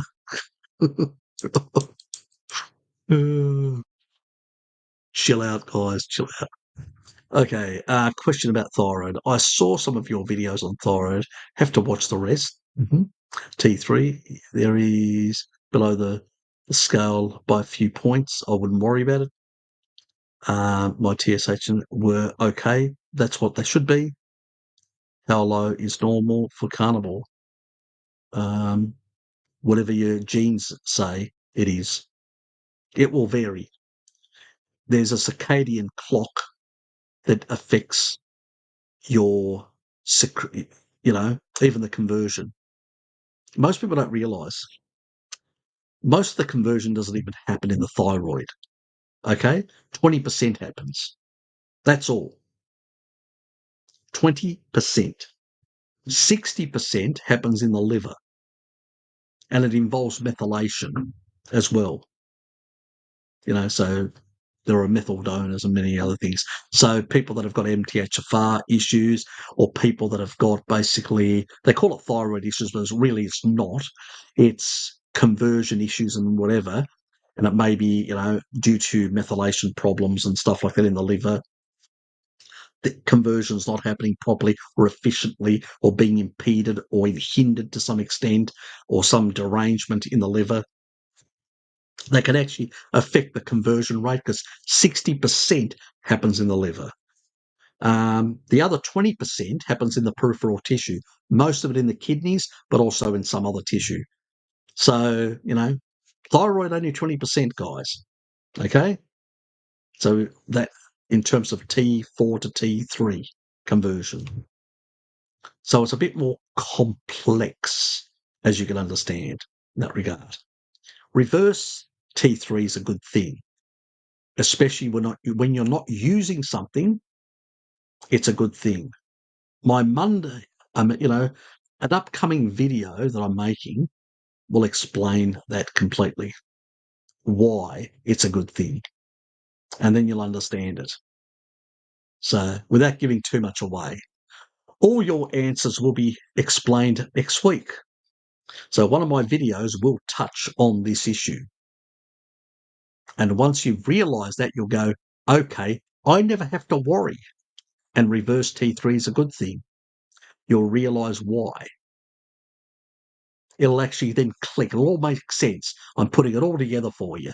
And you'll go, oh, okay, why am I worried? Okay? So it's a non-issue. So let's keep it. Beta oxidation does not need it. Pyruvate dehydrogenase does need it. Without it, you can't get to acetyl-CoA. You can't oxidize carbohydrates without it. But you can get to acetyl-CoA via beta oxidation and into the Krebs cycle without it. So why would you want more? And you will understand next week why you don't want more and the deleterious effects. It'll be all explained to you. And then you'll go, aha, I've had an epiphany. I realised, why am I worried? And why these idiots arguing where, my low carb metabolism is completely different. And so it is a bad thing to have in a low carbohydrate state too high T3. It'll all become clear next week.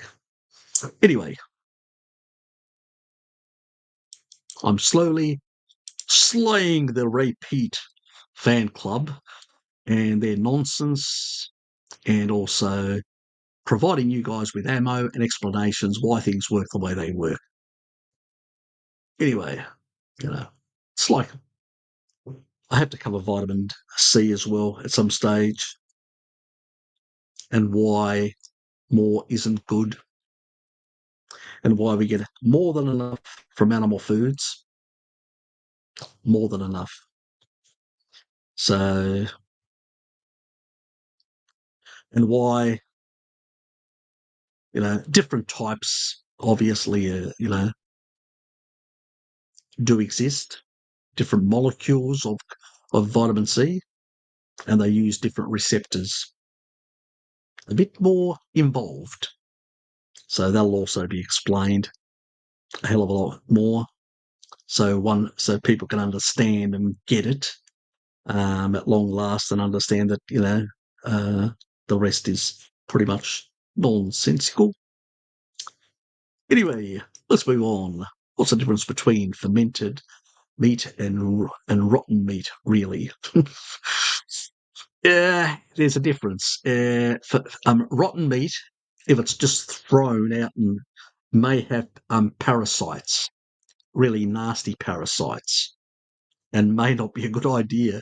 Fermented, on the other hand, is slightly different. Have a lot of the sort of lactobacillus bifidobacteria, a number of beneficial bacteria.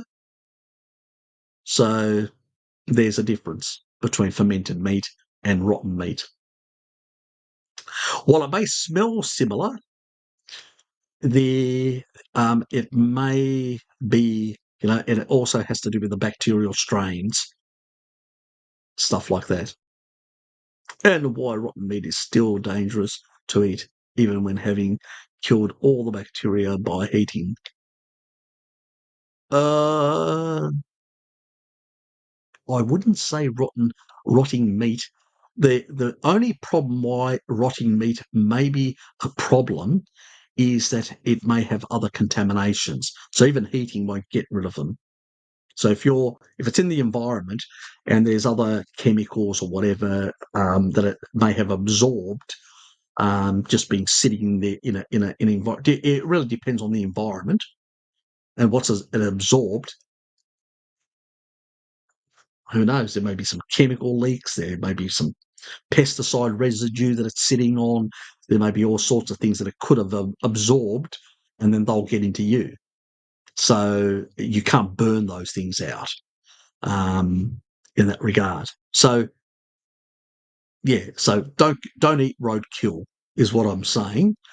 That's been there because there's going to be potentially birds and all sorts of things that have gone to it and other things and insects and that are probably, some of the chemicals that they'll release within that is very different than fermenting with bacterial strains. A hell of a lot safer, so, it's not the same. It's like a rotten plant.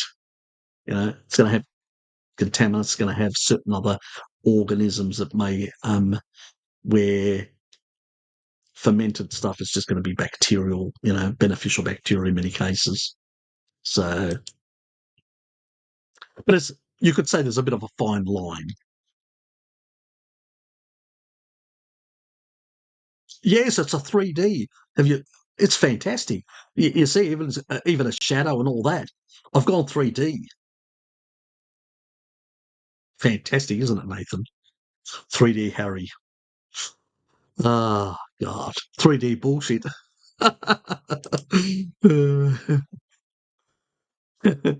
Is glyphosate not destroyed by heating of the food? It breaks down to some extent, and we've got enzymes in the body that will break it down to glycine. So no, there is no glycine substitute of, it's other issues that glyphosate causes, some derangements in the chemistry in our bodies, some, it can, going into side cells and other parts, it can create pro-oxidant situations. It can create other derangements. It has some level of, toxicity to certain parts of the body. It also deranges the gut microbiome. Well, Monsanto's have actually registered it as a low-grade antibiotic. It's got antibiotic effects, so it can actually damage your gut microbiome. So it's got a lot of negative effects it can actually do to. But this whole thing that is promoted by some people about a glycine substitute and all that, that's never been demonstrated experimentally anywhere. And even when people have gone away and trying to do some of the, they haven't found it. So the onus is on the people making the claim. And on this issue, I'm in agreement with Bart Kay. I've discussed it with him, and he agrees with me that it gets broken down into glycine. It's a non-issue on that front in terms of the substitution. In other regards, the toxicity to the body, to the microbiome and all that, yes, that is a definite problem. The less we've got in our bodies, the better. Most animals, even if they get exposed to it in the foods that they eat, they've got some level of detoxification and they can do the same stuff. So the amount of residue in the animal is very little. It's primarily in their digestive tract, and most of the people don't eat that sort of stuff. They throw it away. So, when it comes to the meat, the flesh and stuff like that, there's next to nothing that's been really found. in that regard.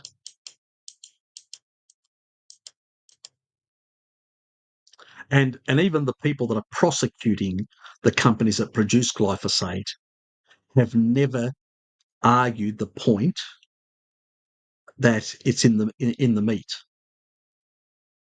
They've always argued, about the derangements to the gut microbiome, derangements to cells, the toxicity they can create to the body, and the body has to detox it and stuff like that. But our bodies can detox it as well in small amounts. But it's more the plant-based people that are consuming too much, and they're not getting enough. Because remember, phase one of your detox requires amino acids.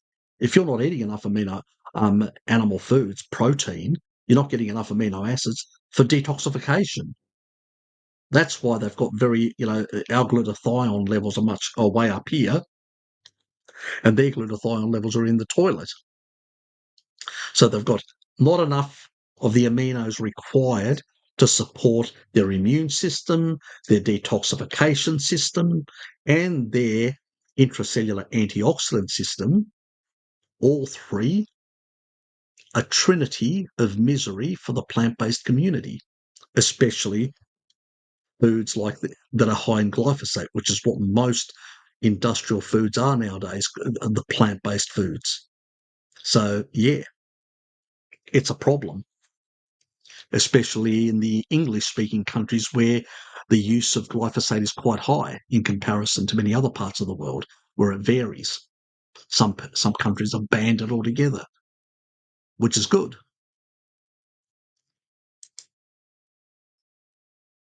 Some countries are sensible. Some countries are corrupt, like the US political class.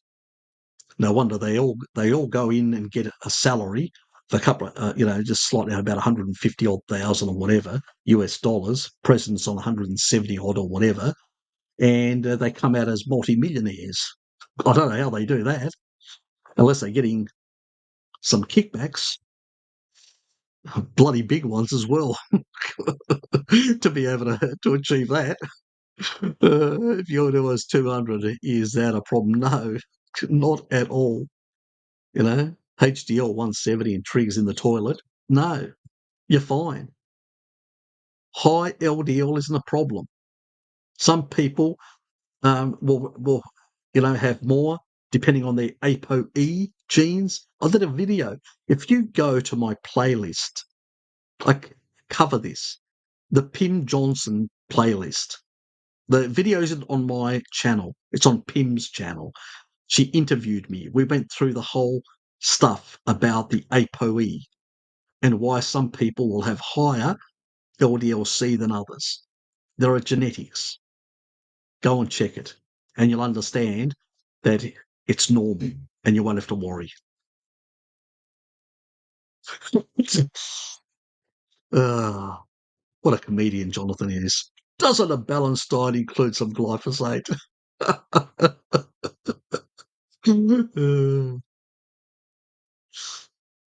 I'm not going to answer that. You got a weird diet. Thoughts on taking neutralized vinegar daily as a biohack? I wouldn't bother. My biggest worry about vinegar and stuff like that is tooth enamel. I do know one guy that actually does it. He actually uses a straw, so it doesn't get on his teeth. But I don't see why. Obviously, if somebody's got poor stomach acidity and stuff like that, they may use certain things like that, or HCLs or stuff like that. But yeah, generally, no, we don't require it. Um, and people say, well, it's hormetic. Well, exercise is hormetic. Use that. It doesn't ruin your teeth.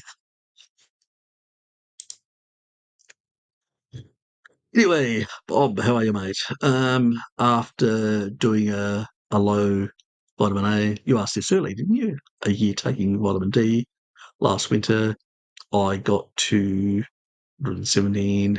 in GML started getting tachycardia and extreme anxiety. Just last week, ate liver and finally got rid of the anxiety. How come? Well, probably because you depleted your vitamin A, and now you've actually normalized by taking in, because you actually deliberately brought things down. Maybe you brought them down too much. And so when this is why I usually say no more than 5,000 IUs of vitamin A and vitamin D. I'm a sort of, not one-to-one, but, things need to be within those sort of physiological ranges. We don't want too much of vitamin D in the system with very little, because these are cofactors that for a whole lot of enzymatic processes.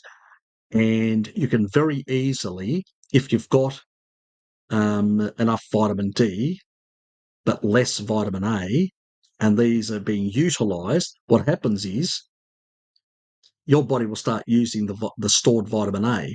And at some point, you'll run out of sufficient for a lot of the cofactors, but you'll have the vitamin D, and so you'll have enzymes that are not working very well and half activated or whatever, and these can create some level of derangements as well. So, and that's probably what you did.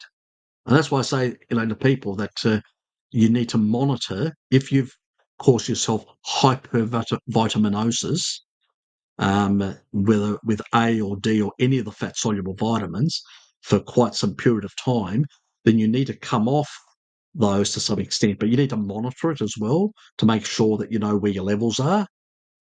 And that's why when you ate liver, you actually sort of brought the levels to allow those other enzymatic pathways to get sufficient. Now you're probably too low on the A compared to the D, and because you're not using much of the D, you've actually allowed the D to actually creep further up. It's not in the toxic sort of nanograms per milliliter. It's not in the toxic sort of areas. So it's in the what I call high normal, but your vitamin A is probably, your retinol is probably, in the toilet. And so as you put that in, it's sort of, because there's a whole lot of physiological processes that do require the synergistic interplay of the fat-soluble vitamins, in particular A, D, and K. And so if you're deficient in any one of those, it does create issues. Calcium metabolism is a problem. So it also could mean that your A is fine, but you may be low on K, especially menaquinone 4. So if you're low on the vitamin K2, there may be, you're not transporting enough calcium in, and usually electrolyte disturbances can produce tachycardia like low calcium. And by consuming liver, you're not only getting retinol, you're also getting K2, because it's a very good source of vitamin K2 and K1 a bit. So I'd have to look at you'd have to check your calcium levels. You'd have to check a lot of that sort of stuff to work out exactly what's happening in your body. So it's either, an issue with A or either with A, because A is also involved in some of these enzymes which are involved in calcium metabolism. So if you don't have enough, you need to basically make them function as cofactors, both D and A, and K plays a role in certain activation of certain ones of these enzymes, not all of them, but some of them. So they're a potential derangement, a calcium derangement, because you're missing one of the fat-soluble vitamins. So does that mean that your vitamin A levels have come back to normal range? I don't know, because it may be a K2. How would you know? Easy. You remove the liver, you get cod liver oil, which doesn't have any K2. You try that, and if it doesn't normalise it, it's a K2 deficiency. Done. Because you've provided the other one, you know that the other one's missing, because those two, there's a confounding variable there. You don't know which one. from the liver. So, yes. So there is a way to work it out. Just means doing a bit of cod liver oil for a while. And you don't want to do eggs because eggs also have got, vitamin K. So you need to eliminate the confounding variable, and work out which one of the two fat soluble vitamins is the one that you're low in. Oh, and like that, he's gone. I should vanish. Is that what you're saying? Somebody else I know. No.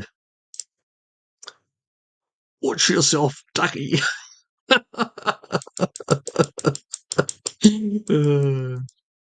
The humour on this channel never escapes. Never escapes. Anyway, a question. Thank God for another question. What is your opinion on priming and who would need benefit from it? I think anyone that wants to lose body fat would help. Anyone that has been on species inappropriate diet for a very long time and has got derangements in their body will probably help them as well quite a bit. So it depends on people. People that are on a plateau, it would help them as well. So it's usually that sort of people that would get the biggest benefit from it.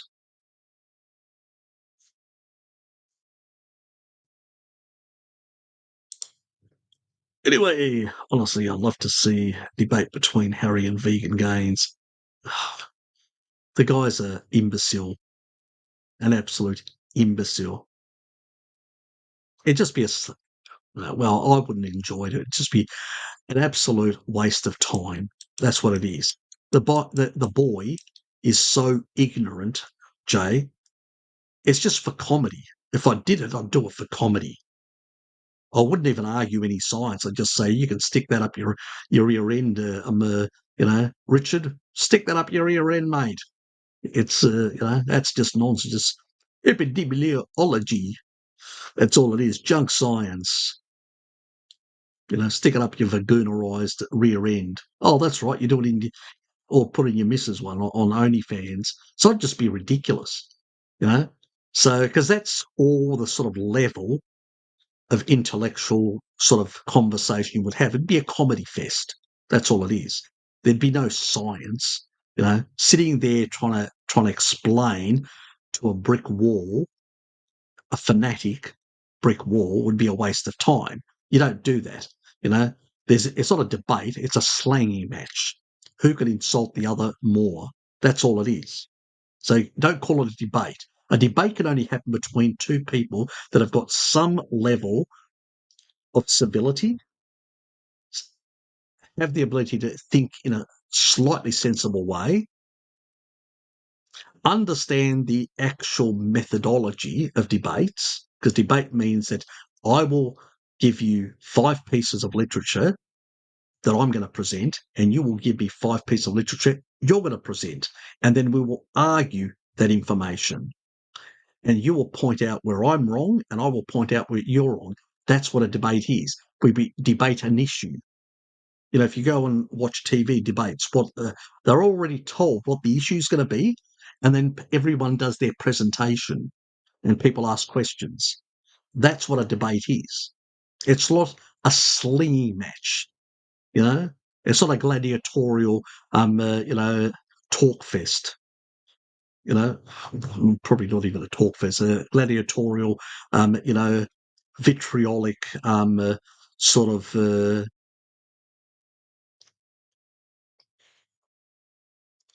Attack on each other because that's really it's a verbal slanging match. That's what all it is. So for people, it's entertainment. For knowledge or to understand something, absolutely zero. It's a waste of time. Now, I would be willing to debate somebody like, Joel Kahn, one of the vegan doctors, something, people like that. Not a problem. Because they will present themselves, and they won't debate people like me and Bart because they know we can pull them apart all their arguments. You got to understand that, because Joel Kahn actually did that last time with Bart, and then realised he had his ass handed to him and never appeared again. So those people won't debate people like me. It's like, Robbie, Danny Robbie, that came on Bart's sort of channel and basically commented to me, because I'd actually talked about we going and trying to encourage them to have a debate, and they were pushing us back. And then, Danny said, he's one of the top sort of Ray Pete apologists or supporters. And he sat there arguing commenting under mine, that he basically had actually had other debates and didn't see it worth his while. Fine. I'm not going to force or argue and say, you've got to debate me. If somebody wants to debate me, they can approach me. Simple as that. But there'll be rules to that debate. They can't just have it their way, Where with Vegan Gains, he'd violate every single rule under the sun. He's not a credible, honest broker.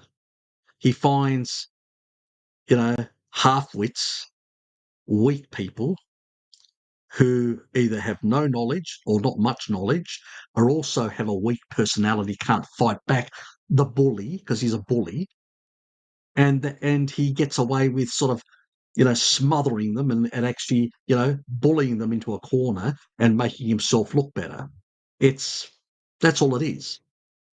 Where people like me would take a baseball bat to his, what I mean, to his arguments. I have to use that word. I can't use the other one. To his arguments. So, there's a difference. And so he would never approach me. And if I approached him, he'll ignore me. Because I've actually tried in the past with some of these characters. That's the difference. Most people that want to debate out there want easy victims. Got it? They avoid me, Bart, like the plague. For us, we are like, the bubonic plague of carnivore. They don't want anything to do with us because we know our shit. We can pull apart their arguments so quickly and make them look like the imbeciles they are and the reductionist morons and, peddling junk science, epidemiological nonsense, associated crap. So when you look at their, because at the moment somebody puts an epidemiological argument of an association, the moment you can demonstrate an inverse relationship between one and the other, the argument's lost.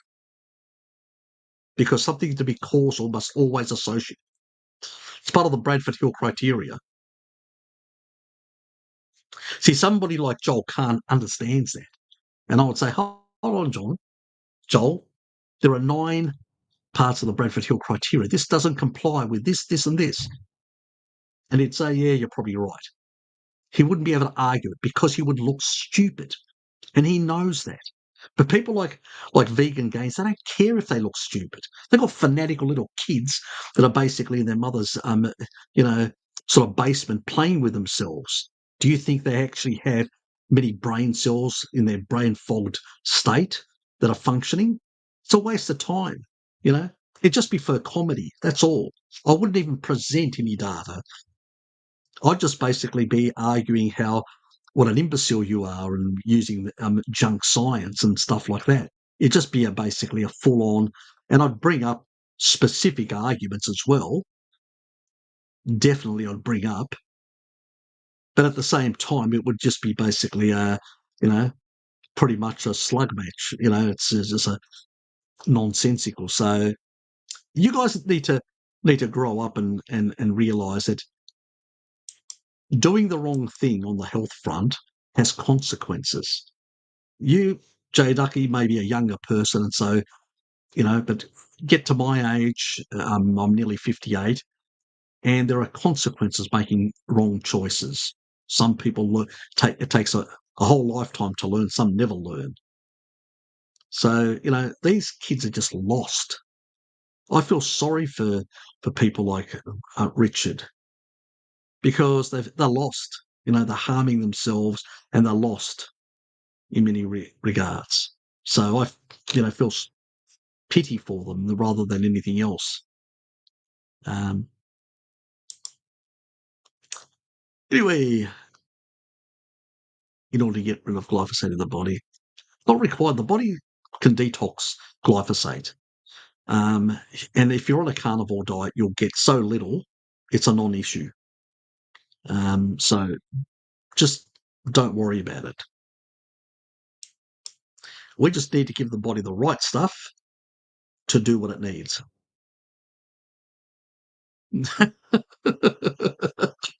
He would have to have several meals during too. True. He would definitely have to have a bit like what was his Durian Rider? Remember when he was on debating Barton? He was just eating and eating and eating constantly. Oh, that was just absolute funny as it was just completely another utter derangement. So that was actually ridiculous. I've got the heater on. It's yeah. Anyway, it's sort of drying out the air a bit, which is a bit annoying. But yeah, I know it's just crazy, Jonathan. Yeah.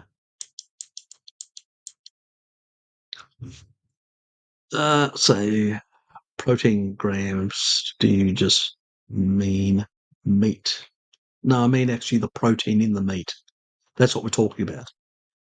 Different cuts of meat have different amounts of grams. Generally, it's about, for beef, some cuts of meat will have about 24 grams per 100 grams, or 24 per 3.53 ounces. So we're talking about 3.53 ounces or 100 grams, just that. Some will have cuts of meat will have 24, others will have 25, others will have 26, and some cuts even up to 28. So depending on like the back, the back of the animal and all that, where there's more muscle and all that, they're the amount of protein in that, which is it can be right up to 28, 29 grams per 100, like 28, 29% of the weight of that piece of meat from that part of the body of the animal. So it depends on which part, how much it will have, and also how much fat it will have, and and how much gelatinous, or the sort of the more the collagen sort of type aminos and fibrous and stuff like that. So it varies quite a bit, and the sort of amino profile as well is going to be slightly different as well in that regard, depending on those sort of cuts. I like things on the bone, and the reason for that is more gelatinous material. So I'm getting a bit of more glycine and other things like that. I don't supplement these things. I get them from the food. That's why I like T-bone steaks, and I don't have regular steaks. No, T-bone. I like to gnaw it on the actual bones as well. So you're going to grind a bit of material off. Plus, that sensation is good for your teeth.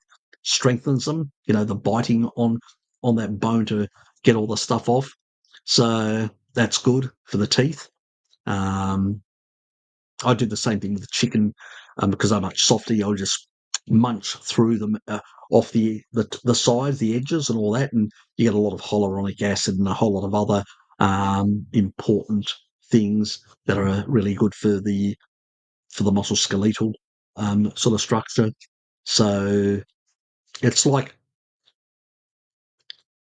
tribal people will actually gnaw on the bones. They'll eat all the different parts and all that, try and get a sort of a mixed part of the different parts of the animal. So it's important that we do certain similar things. You end up getting a better profile. Now, the body does have the ability to take in amino acids and then mix and match with a whole lot and convert certain things to other things that are from the essential amino acids to other things that are needed. So people may argue, well, I only need a steak. But as you get older, in particular over 40, but in particular over 50, your need for protein goes up.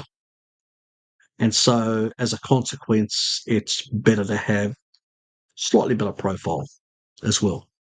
Anyway, just for fun, as we probably won't get to this question, who would be able to do a longer live stream, Dr. Shafi or Harry? I don't know. Well, how long does he do his streams for? I mean, the longest one that I've actually done, I think was, God, was it 7 hours? It was a ridiculously long one that I done ages ago. It was just went on and on and on. It was just one question after another. I lost count. I think 6 hours. Yeah, I don't know how long Anthony does his sort of live streams for. 12 hours. Okay, so he did one continuously for 12 hours. Bloody hell, that's long. 12 hours long. Half the day he just continually stayed on the same, because on the day I did a 6 hour one, and then I did another, the Eurasian one, which was in the evening, which was also quite a few hours as well. So that was continuous. Was his 12 hours continuous? Darkfield? No. Oh, well, yeah. Okay. Yeah, because I've actually done something like 6 and 6, like 12, but it wasn't continuous, because that's hard to do. 6 hours, it was a slightly over 6 hours I did the first. No, Shafi does like 3 hours max. There you go. Yeah. Yeah. So I've actually done in the past 6 hours, rookie numbers. I did 6 hours, and then I did a bit over 6 hours, and then the Eurasia one was just slightly. I think it was just it was 5 hours and 40 or 50. It didn't actually get to 6 hours exactly. So it was total nearly or slightly over in total of 12 hours for that day. So that was one of my longest sessions. Yeah, so that was. Nowadays, I don't do them as long. Not that I can't do them. It's just I do want to do other things in my life and all that.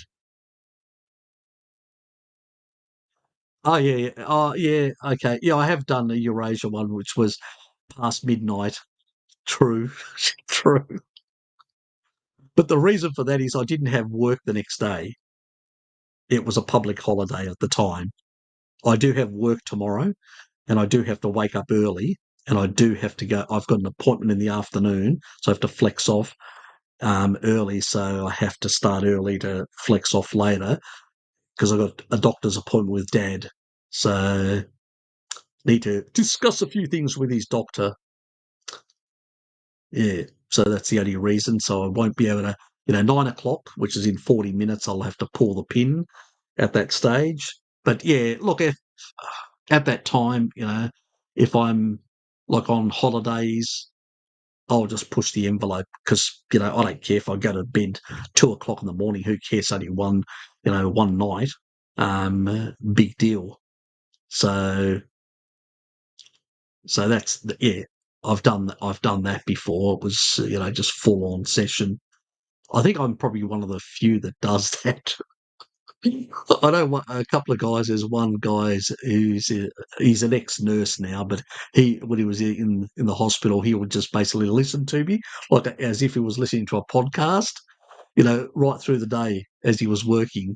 So everybody, yeah, whatever floats their boat, so, yeah, there you go. I forgot about that long one. Yeah, it was a public holiday, and I'd taken a few days of through that week, a few days that I flexed off. I think it was I took a rec day and a couple of flex days. So yeah, I think I did go back on Friday just for the day because we were going to the pub with the guys. Because there was somebody retiring. I think there was somebody retiring, so we had to sort of make a presence. Turn up. Anyway, how do I achieve euphoria without drugs? I've heard ketones can slightly activate the or receptor. Mate,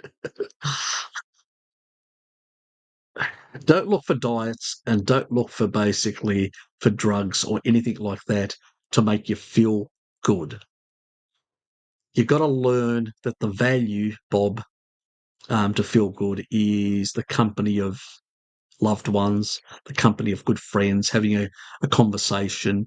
That's where happiness comes from, in life. It doesn't come from some substance, whatever the substance is, neither from food, drugs, or anything. So that's not where you're going to find any sort of happiness. It's fleeting. It's not real. It's just manufactured. Only going to find amongst loved ones. I don't know what your personal relationships, and that's your private life, but I would really seriously look at, if I was in your shoes, your own life, and potentially make changes if it's not what you want. At the end of the day, you have to be comfortable in your own skin and how you're living your life. Um, I don't know whether you're a Christian. If you're a Christian, I'd tell you to go and talk to your priest. If I have problems and I need to talk to my Orthodox Christian priest, I'll do that. But yeah, you really need to look at these things outside the diet and outside any sort of chemical. Also, I would chat with Pim Johnson. She deals with a lot of these sort of things, addictions, things of relating to the sort of stuff you're bringing up here, and she would be able to provide you with a lot of insights. And I think you should do the next mile and not just ask her, but consider doing a consultancy with her and discussing a lot of these things. Harry, if you ask about politics, yes, I'll go on a rant, and then I'll spank you, Jay, profusely. I'll get I'll get a clone of Ted and I'll send him around. Uh,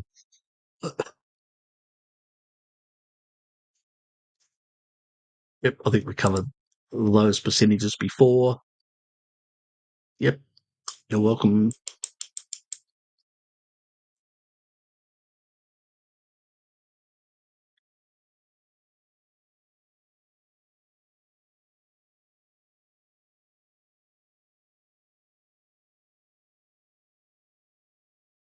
Well, you got your answer there.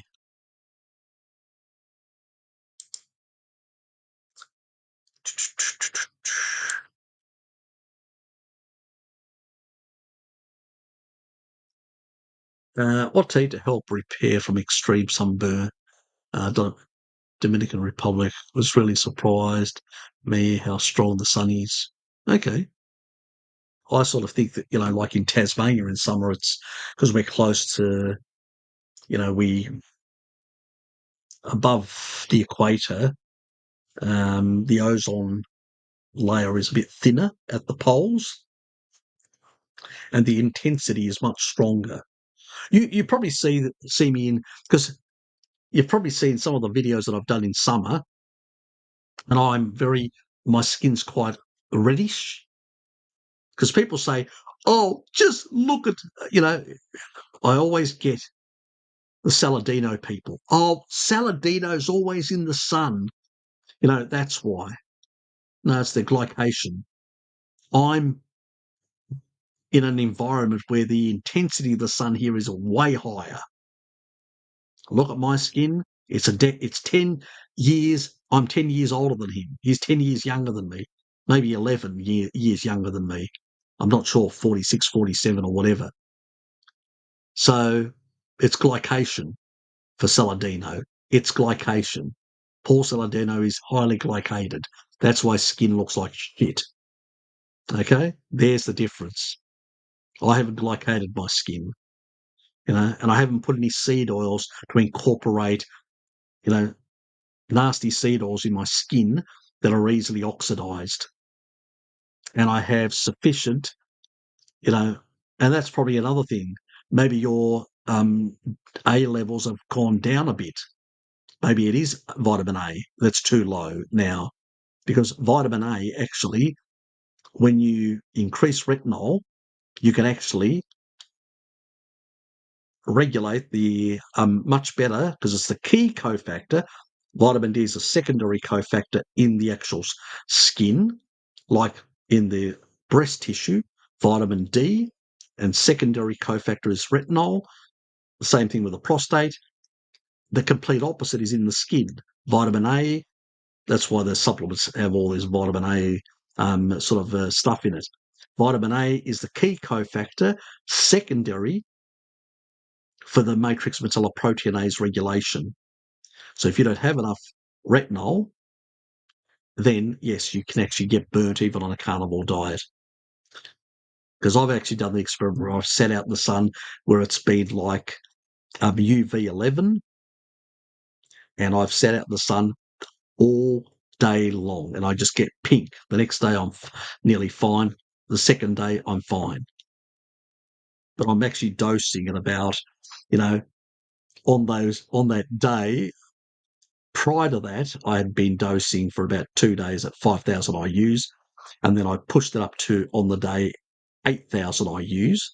I dropped back to 5, and then down to 3. But I can tell you,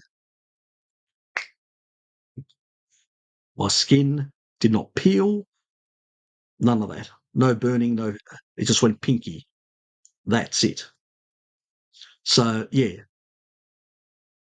it may, yeah, because you mentioned earlier with the liver that helped.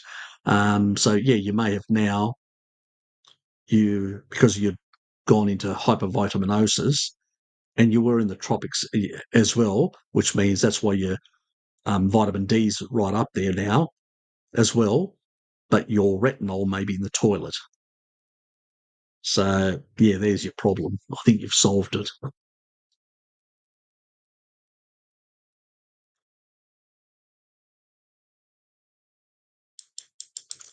Yes, eat more eggs.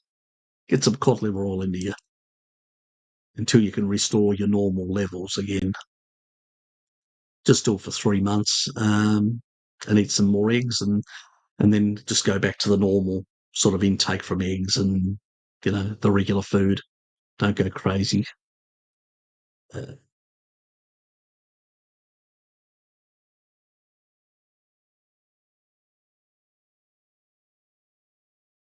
yeah, look, people feel clearer in the mind, Nathan. They do feel clearer with high ketones. I had a bit of euphoria as well when my ketones were 3.5 millimoles. So yeah, there was, once you get over 3 millimoles, yeah, definitely, definitely in that regard. But yeah, too long, too catabolic. Um, and it may have been, because the second time I actually pushed my ketones that high, I didn't have the same level of euphoria compared to the first time. So I think it may be just as you're coming from a carbohydrate sort of metabolism to, you're going to get that sort of massive difference, which is obvious, the difference between the one and the other. But I'm tending to think that things just go into that sort of a normal thing. You're always, you feel good, not fantastic, but not bad, just regular all the time. I don't mind regular. I'm boring. I like regular. I don't like things to be all over the place, especially with my physiology. Anyway, is eating a lot of fish, salmon, sardines, mackerel. Can something like too much DHA, EPA happen from this? Potentially. Some people can genetically, like the Inuit, can handle it much better than us. So I've actually covered that in the Inuit video. And they utilise the extra taurine which they get from these fish, and they have an ability to better manage DHA and EPA in their body than we do. But they do also have clotting factor problems where they don't, so it does have some negative effects even in them. But they consume the ones that on the Arctic ice up to 65 to 70% on average. And again, because the advantage of getting the extra taurine in for the brown adipose and the beige adipose tissue. So go and check the one on the Inuit, and it'll be fully explained, my hypothesis, and I provide some good evidence for that as well. What else? I'm taking a LCAR course, mold mania, euphoria, auditory hallucinations while sleeping, and what the hell are you taking, baby? You got a drug lab at home. Is that what you actually say? You got a drug lab at home? God Almighty! So is it profitable? I'm just asking. I'm just joking. I'm just joking. Um, I'm not sure. I'm not sure exactly. Um, I mean, I think I've supplemented carnitine in the past and never really got any such euphoria. Um, yeah, but I said L-carnitine. I never supplemented that.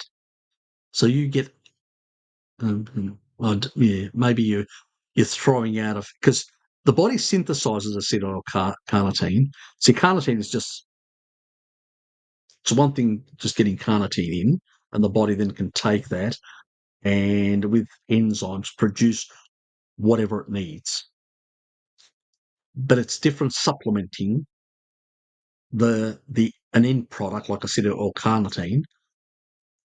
Maybe that could cause in higher doses some derangements to your brain chemistry.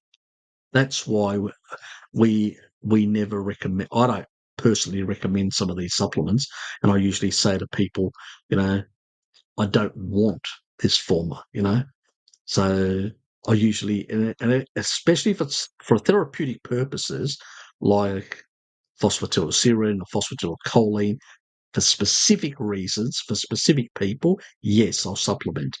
But I regularly just tell them to just get plain old choline.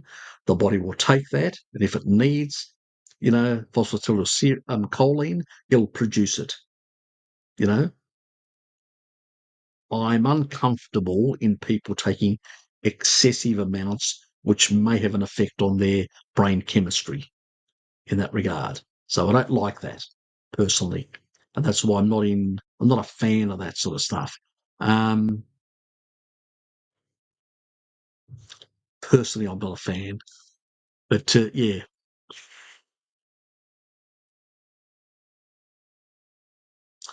you have an interesting life.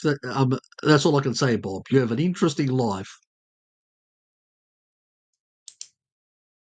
Just be careful. You seem to be pushing the envelope. Yeah, I think you may have to have a bit of a chat with Auntie Pim. Um, are you a young bloke? Because you sound like a young bloke, because I don't think somebody my age bracket would be doing things like that. Only a young person experimenting and trying all sorts of things. You're not going to find happiness through a bottle or a supplement or anything else. I think you really need to take a close look at your life in that regard and make some radical changes to finding happiness from doing things, making things, achieving things. Give yourself some goals, focus, direction. Anyway, Kemi, how are you? Are people at risk of consuming too much vitamin A? Yeah, potentially. Some are. That's why I've never recommended it. I've always said no more. Probably the upper limit would be 10,000 IU's, but I wouldn't be doing 10,000 IU's every day.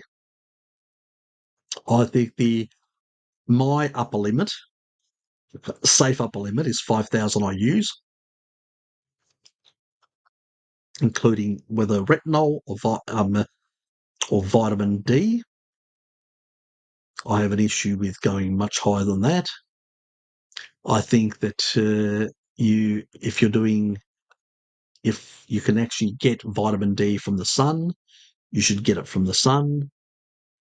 If you're dark skinned and you're not going outdoors as much even in the summertime, maybe 2,000 IU's and the rest you get from the sun. That should get you closer to 4,000 or 5,000 IU's. It's fine. But anybody fair skinned like myself, pretty much winter, couple of weeks on either side, and then just get it from the sun. If the UV is strong enough, going out there can give you anything between 7 all the way up to 20 IU's, 20,000 IU's. So depending on how long, 15 minutes, if you're fair from your whole body. If you're only exposing your legs, your arms, your face and all that, probably about half an hour to 40 minutes.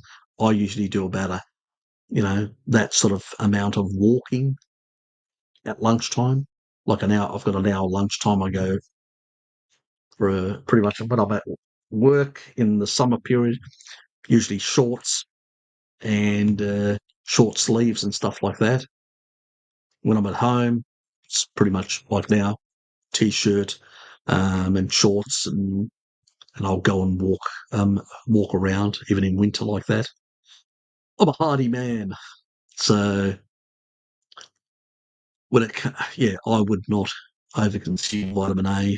Under-consuming is not a good idea. Over-consuming is not a good idea. Remember the guy that actually did the that I've talked about in the past, 25 eggs a day?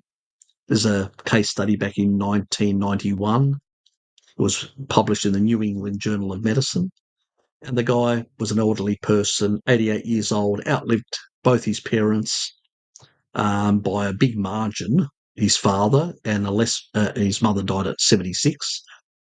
His father in his 40s. Was it 40 or 41? I can't remember. Um, and so he was quite robust. Didn't really have any ailments whatsoever. Was in a nursing home, and they used to deliver every day 24 to 30 eggs a day. The majority of times it was 24 eggs, and he would just, hard boiled, and he would just munch on those all day long. He had an addiction to eggs. So he did that for multiple decades. All the period of time his doctor knew him, he did that, and some of his friends knew that ever since they knew him, he did the same thing. And he pretty much couldn't remember when he started the habit. So probably goes back multiple decades. So, and they were focused on the cholesterol part. But when you look at other parts of it, like the retinol part, it's about 3,700 IUs to 4,200 and something IUs. And he's probably getting from some other foods a bit as well, because in a nursing home, some plants, probably a bit of carrot, this sort of stuff. So maybe he's getting up to about 5,000 IUs all up or close to it, year after year after year. I think that as a maximum safe thing, I don't think that's going to cause any problems to anyone. But if you're starting to do 10,000 plus or 20,000 or 100,000 of vitamin D or vitamin A or stuff like that, you're asking for trouble, because in a naturalistic environment, you would never be able to get to those levels very easily unless you're eating shitloads of liver every single day, which tribal people do not, because they know it's problematic.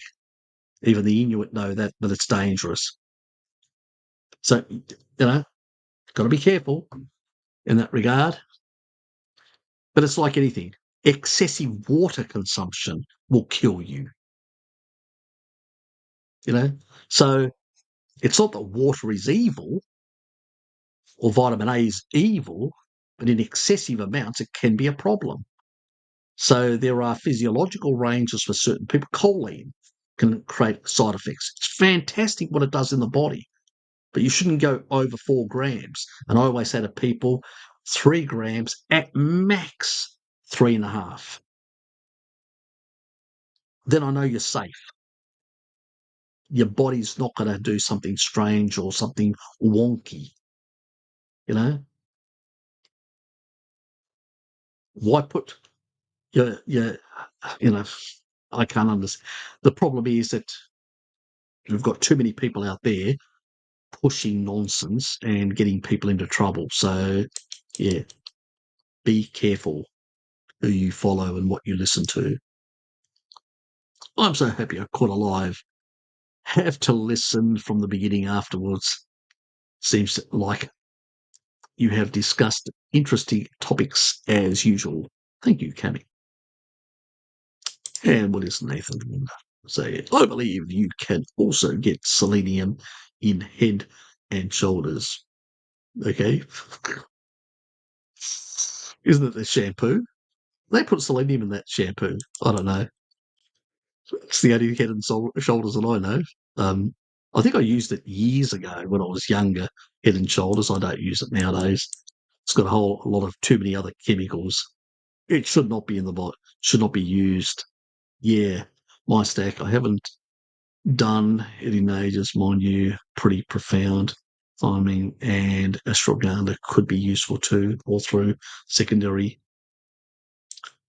Anyway, why do some carnivores seem to be against sardines? The only reason why Bart has actually spoken against sardines is about sardines in cans. The old sardines that were done in seawater with brine, you know what brine is? Water that has a lot of salt in it. So brine, the ones that were put in brine, they're not a problem. And also the lining didn't have any chemicals or whatever else. The current stuff, on the other hand, has all that stuff plus seed oils in many cases and preservatives and all sorts of other crap, and so problematic. If you're going to get, and this is what Bart says, if you're going to buy sardines, buy them fresh. That's what I do. I go down to the waterfront and I buy my sardines fresh. You can actually buy them also snap frozen. That means that have been collected and then they've snap froze them. It's usually you can actually buy the little ones as well, like the little tiny ones, snap frozen, and you buy them in a freezer bag. They are basically fresh as they were caught and snap frozen, and pretty much safe as. It's like, you just have to thaw them out, cook them. Fantastic, not a problem. The issue is the cans, and that's what he actually said to Lily and a few other people. He said, "Do not consume the ones in the cans." I don't either. I used to, but I don't anymore because there's a lot of issues with them. No, it's not. It's not heavy metals. The smaller the fish, less heavy metals. The bigger the fish, more heavy metals. It's the other way around. It concentrates up the food chain. So sardines have the least issues, the least sort of problems related to them by a country mile. Anyway, we're down to 13 minutes. DJ Projectus, it's been a while. Where have you been hiding? Or you're just watching from the scenes, from the background. Good to have you here, mate. Problem with the sardines is that most of the people get them from a can. Yep, exactly. Plastic lining, microplastics and seed oils, and yeah, exactly. It's what Bart said. He's on his live stream, and I agree with him because it is all that sort of crap and high in aldehydes, primary, secondary oxidative products. It's just he's actually look that him and Bart and Pim have actually done research on PUFA and oxidized and damaged from not only seed oils, but they've looked at a number of fish oils, supplements and stuff like that. And most of them are just rancid, really, really bad in that regard. So, yeah, best to completely stay away from those. I'm going to go further down because we're getting close to, and I'm just going to focus on anything with a Q in front. We're going to look at anything that doesn't have a Q. It's not going to look at. Is it possible that some of us have higher genetic capacity to tolerate higher protein distribution in the diet? Yes. Yes, we do. Simple as that.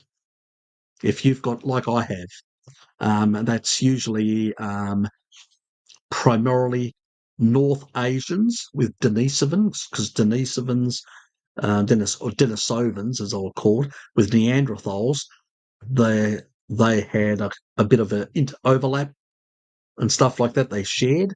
It's the reason why North Asians and Europeans who have got, and people Middle East and those things, can actually put on far more muscle.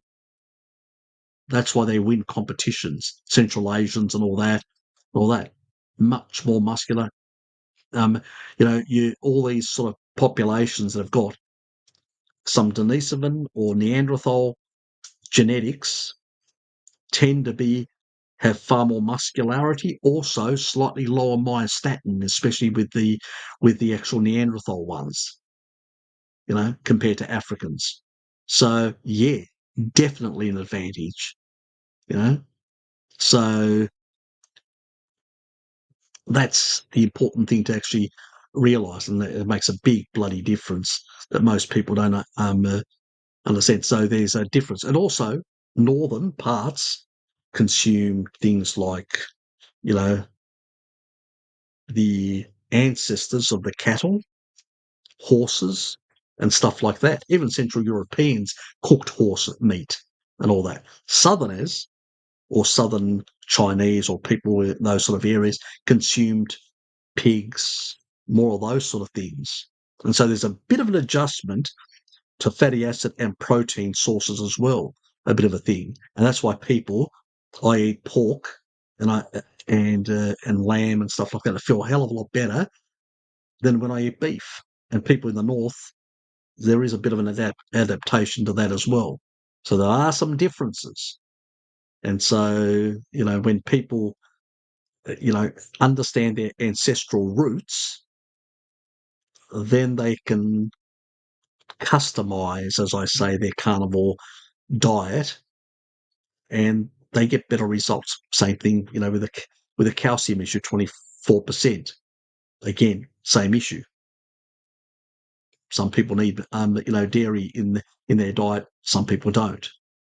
There's a bit of a difference there. So there's a retinol conversion, the beta-carotene conversion issue. So there's a lot of other things that have happened in the last 10,000 years, and these adaptations that do make a bit of a difference in the way for muscularity, your needs for protein compared to another group of people. Stuff like that. The need for choline, as an example, 70% of Han Chinese can endogenously synthesize most of their choline. They don't have to eat it. Okay? They can get away with very little choline in their diet from a couple of eggs, because most of the other they synthesize themselves in the body. In Europe, on the other hand, it's next to no one. It's pretty much abysmal, the choline deficiency. You don't find it in China. What does choline do? Export fat out of the liver. Why are we getting high fatty liver in Europe than in parts of China? So there's all these, it's nuanced, it's complicated. Oh, a few quid from a few people. God, Johnny, you didn't have to go that high, mate. God, that's just too much. You sure you don't want me to reimburse you? That's just way too much. It's plenty of coffees, let's put it that way. Anyway, thanks a lot, mate. Thanks a lot. Yeah, appreciate it. Some of the New Zealand pesos. Dom, some pounds. Thanks, mate. Coffee, something. Great to have. Great to have you back, Harry. Yeah, it's good to be back, Dom. It is the YouTubia censorship board has lifted their ban and their strike. The initial warning is still there. They never removed that. The one that I got years ago, that's still there, but they did remove it took them a while, because I was supposed to on the specific day, and it happened I think 2 days later, that eventually the strike, I didn't post anything, deliberately, just to see, would they or should I complain? And then before I even got a chance to complain, they got rid of it, as their policy says they should. So I don't know whether it was because of, the exact time slot, because, when it was recorded, I'm thinking that when I did it, they were recording it on US time, and I'm looking at my time, and maybe because they were like a day behind, and maybe that's the reason why it was 2 days later. So that day and then the next day after, I'm thinking. So that's how I worked it out. But yeah, it was very, very interesting. They got off my back. Thank God. Now I do have some controversial videos. I'm thinking I'm going to have to put those, because it does talk about old Jabba and a number of other things. And I know that's what they caned me last time, Don. But there is a lot of information that has to come out. There's a problem with little spiky friend and causes some derangements for the cancer people. And they need to be informed about problems with certain supplements that can actually, there's more and more information coming out that there's a number of issues with the way the derangements to the immune system and the way cancer is behaving due to Jabba the Hutt.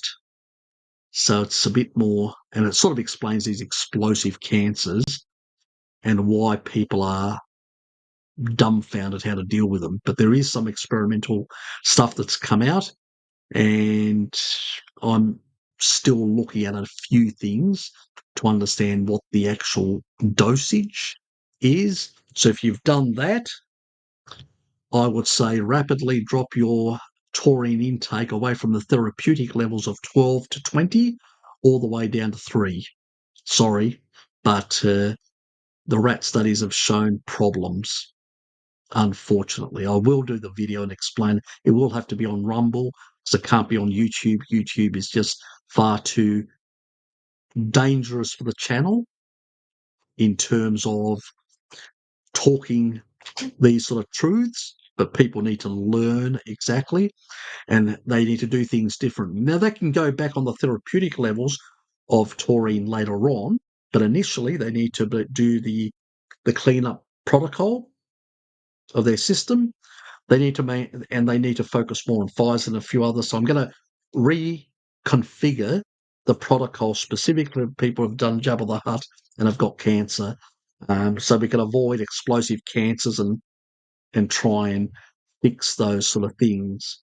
I'm trying to see if I can actually get another compound that's similar to what Angus has created in the UK that seems to upregulate T-cell lymphocytes that we need to do to sort of put a break on the explosive cancers.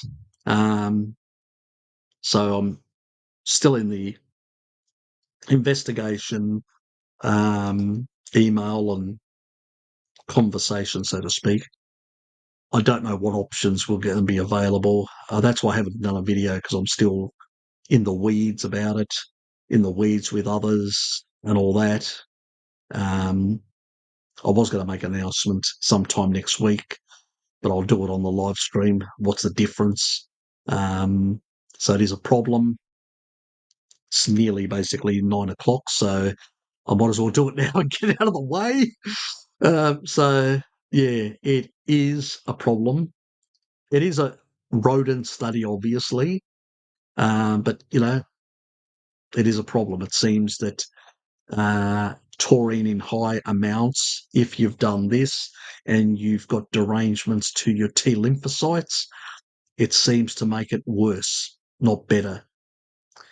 So it actually, because of the derangements to the immune system the way they are, remember the taurine is interacting with the immune system. It's not doing it itself. It's interacting with the immune system to cause apoptosis. If the immune system isn't behaving correctly and working against the body in favour of cancer because of Jabba the Hutt and his spiky friends, that's where the problem lies. It's definitely not a bioweapon, and I would never claim that at all. So, yeah. So there is an issue here. So not a lot of people are aware of this. It's just recent a very recent research. There's only one paper on it, nothing else. I don't think it hasn't even been much cited in that regard, and there's not enough details exactly.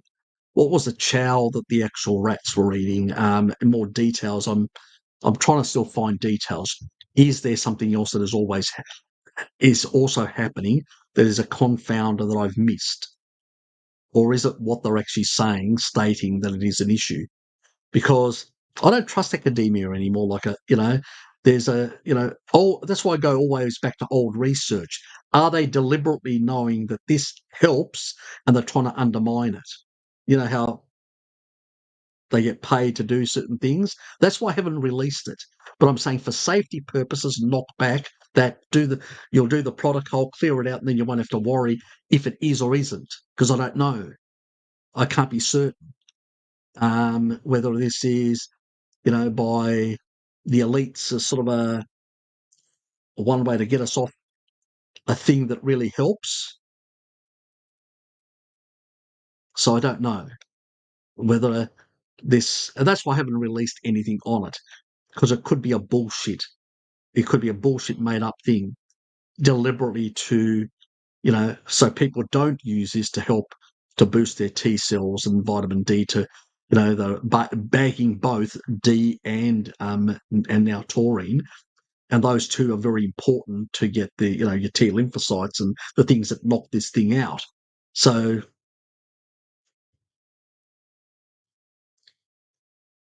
and that's the sort of the reason why I haven't said anything yet, because I'm uncertain how truthful these people are being, and all that. I know some of them have done studies for some of the pharmaceutical companies, so don't know. If they were completely independent, I'd be more confident, but they're not, and so that's why I'm on the fence about it.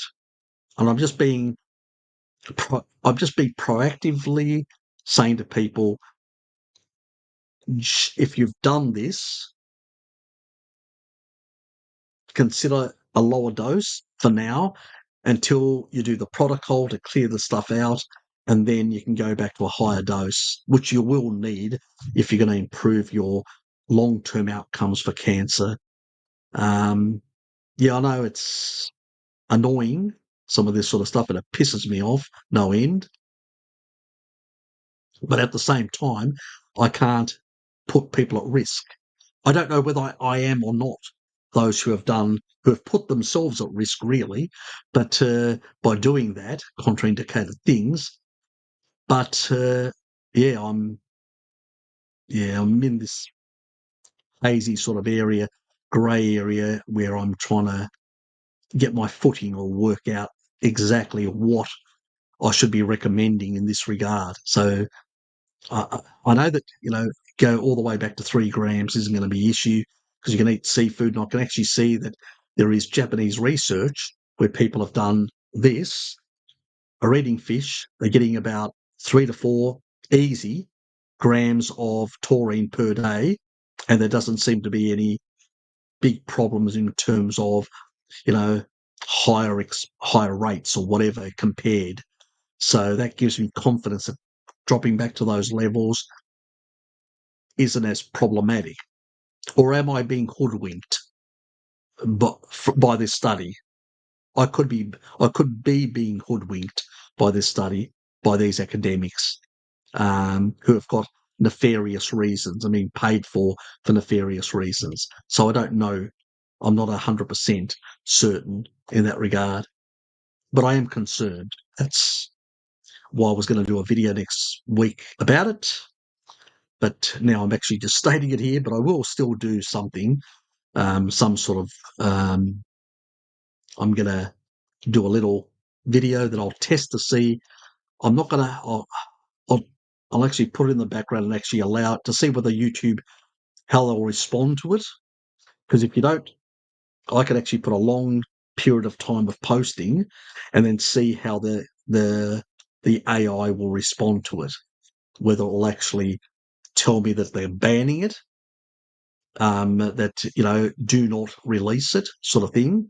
So if that's the case, fine, I'll just make a brief thing and I'll put it on Rumble and tell people that's where you can go and see it.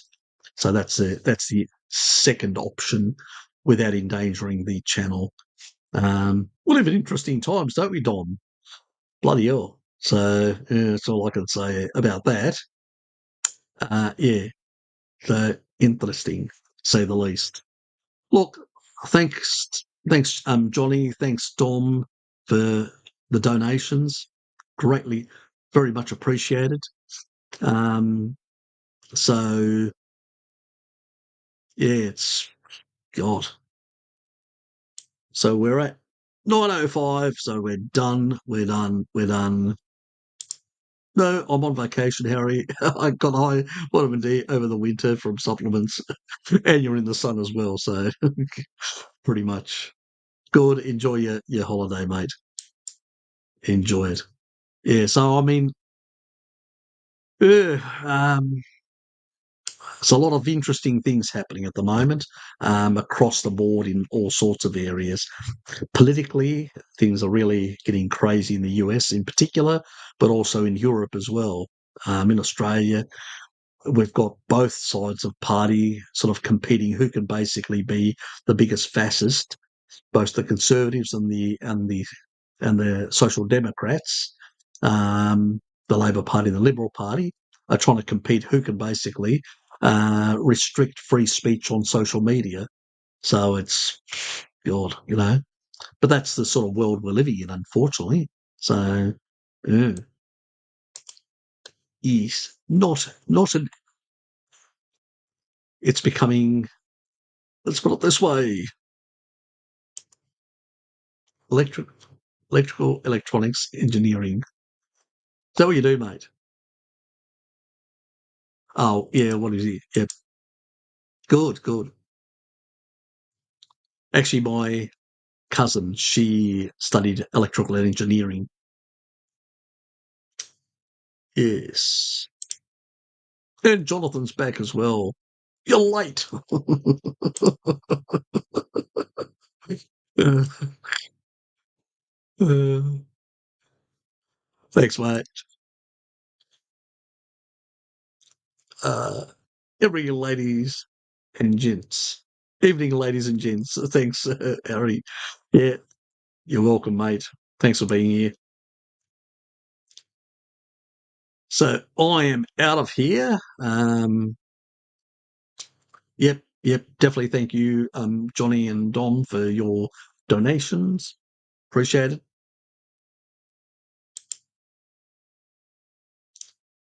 Jay Ducky. Yep. See you, mate. Take care. And I am blasting out of here. Tune in for tomorrow's absolute whipping of those repeat, see you, Bob, repeat guys. Send it to a repeat friend, Definitely send it to a repeat friend. Thanks, Johnny. You're welcome, and thanks as well. Send it to a repeat friend. And get a few laughs. Send it to a vegan friend as well, because it's applicable to both of them who have been bagging, us for ages about a number of things that you will find out tomorrow. So it will be basically an absolute fisting for both the Vagoons and for the repeat people, all those who promote low-fat, high-carb diets across the board. They will be getting an absolute caning tomorrow, So tune in, see Hard Logic, tune in, and you will get an absolute enjoyment. See you, mate.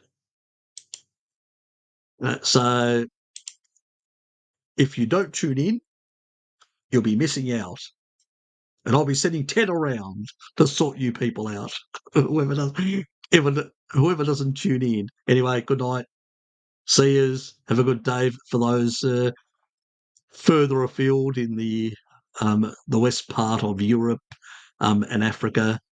Those who are way, way further away from me. So take care. See yous, everyone.